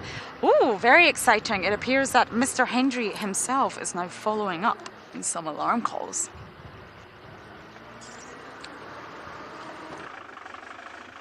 We are, but first we are going to look at a Chama lion. You see the Chama lion, David? David? Yep. Do you see it? I do.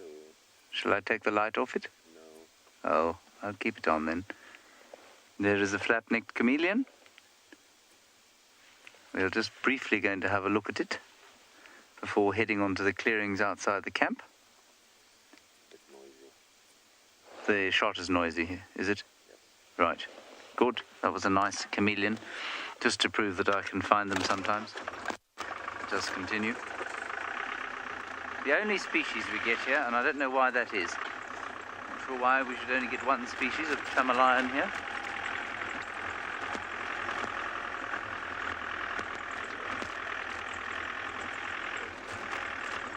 So when we were sitting at the den, as I said, there was a great shouting of, well, not a great shouting, it's sort of distant shouting of 3 or 4 Impala. And then the hyena, who was Tsaka, not Luca, went off to investigate, but not with great enthusiasm. And given that Ribbon wasn't doing anything, I thought we'd just come and see if we couldn't find something. So that's what we are doing. Hoping to find a leopard, in all honesty. Unless the rest of the Djuma Pride is now wandering across the clearings near our camp, which would be quite fun, with their bebés. I think there's still some I haven't met, actually. Ooh, big bump there. Don't lose David. There it is, David. The DJ of the African night. Ye olde bronze-winged courser. You need to go. Well, do you want me to shine on him? Well, I can put a little bit of a wash on him. I'm not going to shine fully on him. Is that all right? Yeah.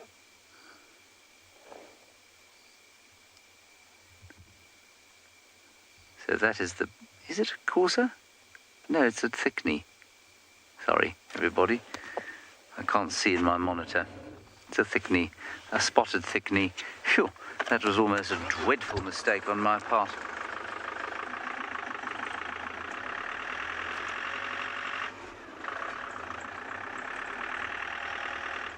What's that?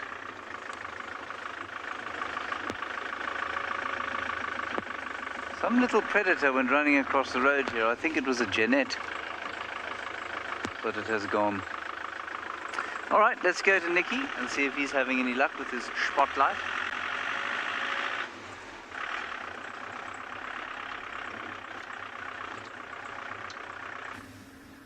So we haven't had any luck with this leopard yet. I've been carefully scanning almost each and every single bush to see if there's any eyes staring back at us. Unfortunately, nothing yet. But I'm hoping as we carry on, we might start seeing some signs. So what I'm also doing is, like I remember Lauren did a talk the other day where she said the leopard's urine smells like buttered popcorn. And we're also trying to see if we can smell that, or trying to smell it, and hopefully see anything as we go along. We haven't heard any noises. Earlier on we turned the vehicle around, try to listen if we can hear a leopard rasping or maybe some alarm calls. Nothing as of yet, but you just never know your luck in the bush. Like sometimes you'll just drive like this and you'll be amazed at what you can find. So let's carry on with our drive and hopefully we'll see something.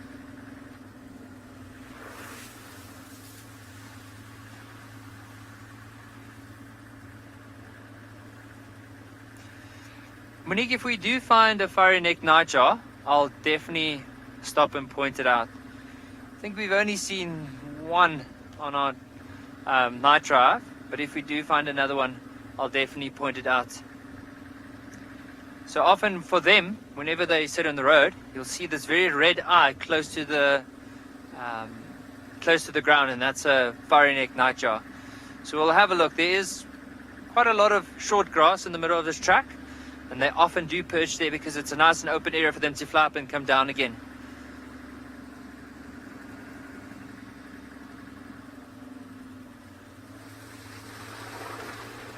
But I do enjoy a fiery neck nightjar's call. It's that. It's such a beautiful call. It's a very characteristic sound of Africa, or according to, I think it's one of the most.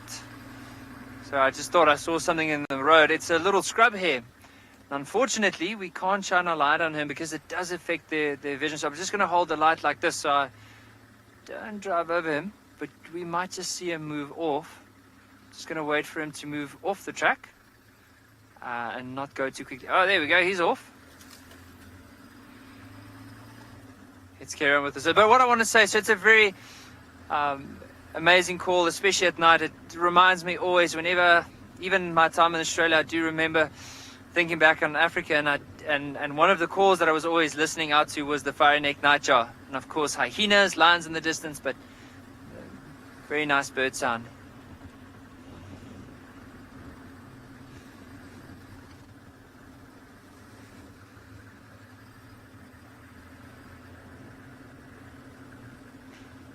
So there's a few viewers that are asking for the fiery neck nightjar's call again. Okay, I'll try. So those are two calling each other. And then one of my other favorite ones is called a black-headed oriole. Now I'm going to try and make the call, but I might just stuff it up. So hope everyone doesn't laugh too much at this. But so the black-headed oriole is a beautiful bird, probably the size of my hand, black, or like a bright yellow bird with a black head. And the call it makes is, sounds like a sack of marbles that you shake. Like, it's a beautiful call.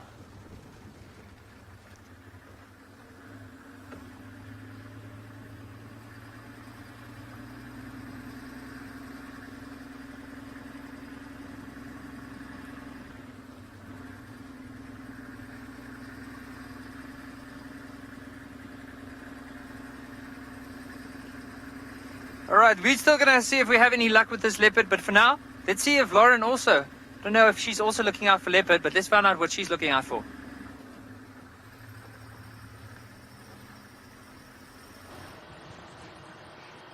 I am also hoping for a last-minute leopard. To be honest, I'm always hoping for a last-minute leopard.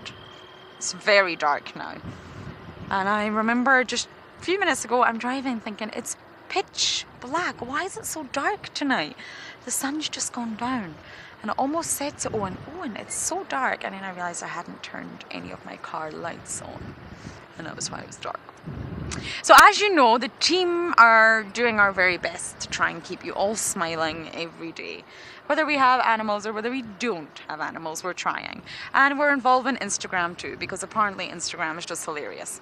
And you can do stories and filters and find out what kind of animal you are, and it's just great. So our Instagram handles are going to pop up, and you can see our stories for today. I don't even know how to describe what the story is, so I think you just better head over. They're all on my page, and then you can take it from there, and you can see what our team has in store for you. And if that doesn't make you smile, then I don't know what will. We're trying to do something every day so you can get to know the team a little bit better. If you have any suggestions, challenges, filters, interesting questions, then send them in. Give us ideas. And if they're good, we'll take them. We love a challenge.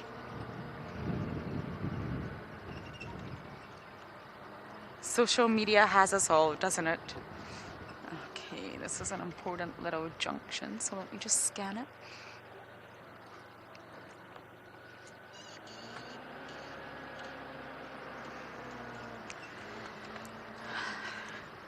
Last minute leopard. I have had last minute leopards before. It's definitely possible. I've also had a lioness with 90 seconds until the show closes. Yes. Last minute sightings do happen.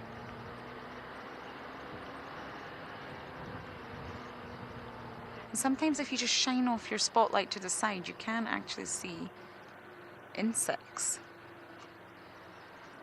And that's exactly what I'm doing right now, everyone. Looking for any beautiful insects that are fluttering around us that we can get on camera.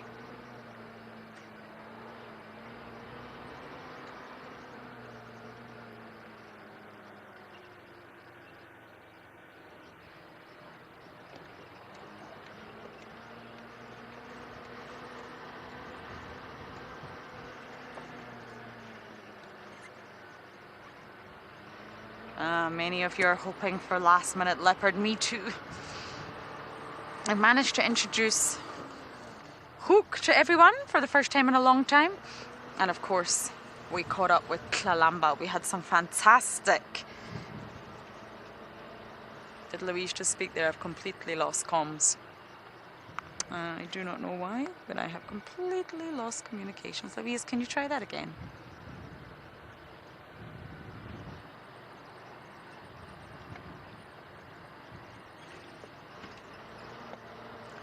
Are you hearing something that I am not by any chance? Okay, there we go. I have no comms, but apparently Owen is telling me we have to send you across to James, who has a spider.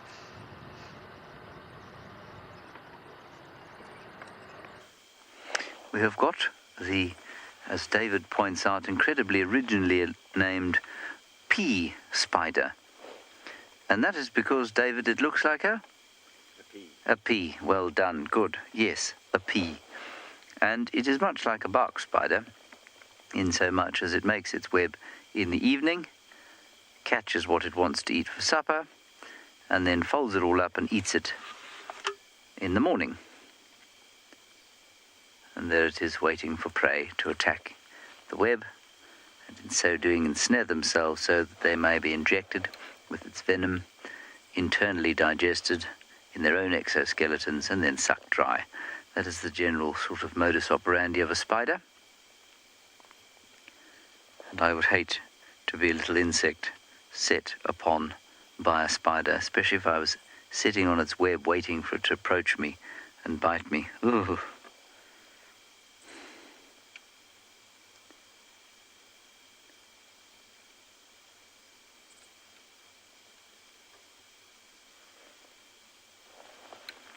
Anyway, we're not going to spend, at least we are going to spend the rest of the drive with it, but we will have to try and drive around him to get out of here. Irene, you say thank you for these drives. Your 9-year-old and 4-year-old really enjoy them. Well, I'm so pleased that you enjoy them. We quite enjoy bringing them to you, actually. In fact, we very much enjoy bringing them to you. And if you are enjoying these safaris, they are obviously totally free. But if you'd like to support us, it does cost a little to run the operation. So you can get hold of, or you can just go to wildearth.tv/support. That's wildearth.tv/support. And there you'll find details on how you can support us if you'd like to. But it's just great having you all on board at this tricky time for human beings. And some of the kids in South Africa went back to school today. They didn't actually physically go back to school at all. They went back to virtual school. And I think some of them will be engaged, I hope, with our safaris during their virtual school day. And it'll be great to have them on board. And if anyone else is learning at home, I hope you're all coping and learning a bit of biology, a little bit about wildlife with us as we traverse the western fringes of the Greater Limpopo Transfrontier Park here in the northeastern parts of South Africa. I see a victim for the pea spider. It's a very small gnat of some description. The pea spider is not even bothering with the gnat. It is too small to think about. He's waiting for something larger. All right, everybody. I can't see you. I hope I'm looking into your eyes. Am I, David? Sort of. Good. I hope you had a good drive with us today. It was another really beautiful, beautiful day. And we will see you tomorrow, of course, again at 05:30. Remember, on the 20th, we're going to change the afternoon time from 3:30 to 3 o'clock. So thank you for your questions and comments. Stay safe and most of all, stay healthy at home. Till tomorrow. Bye-bye.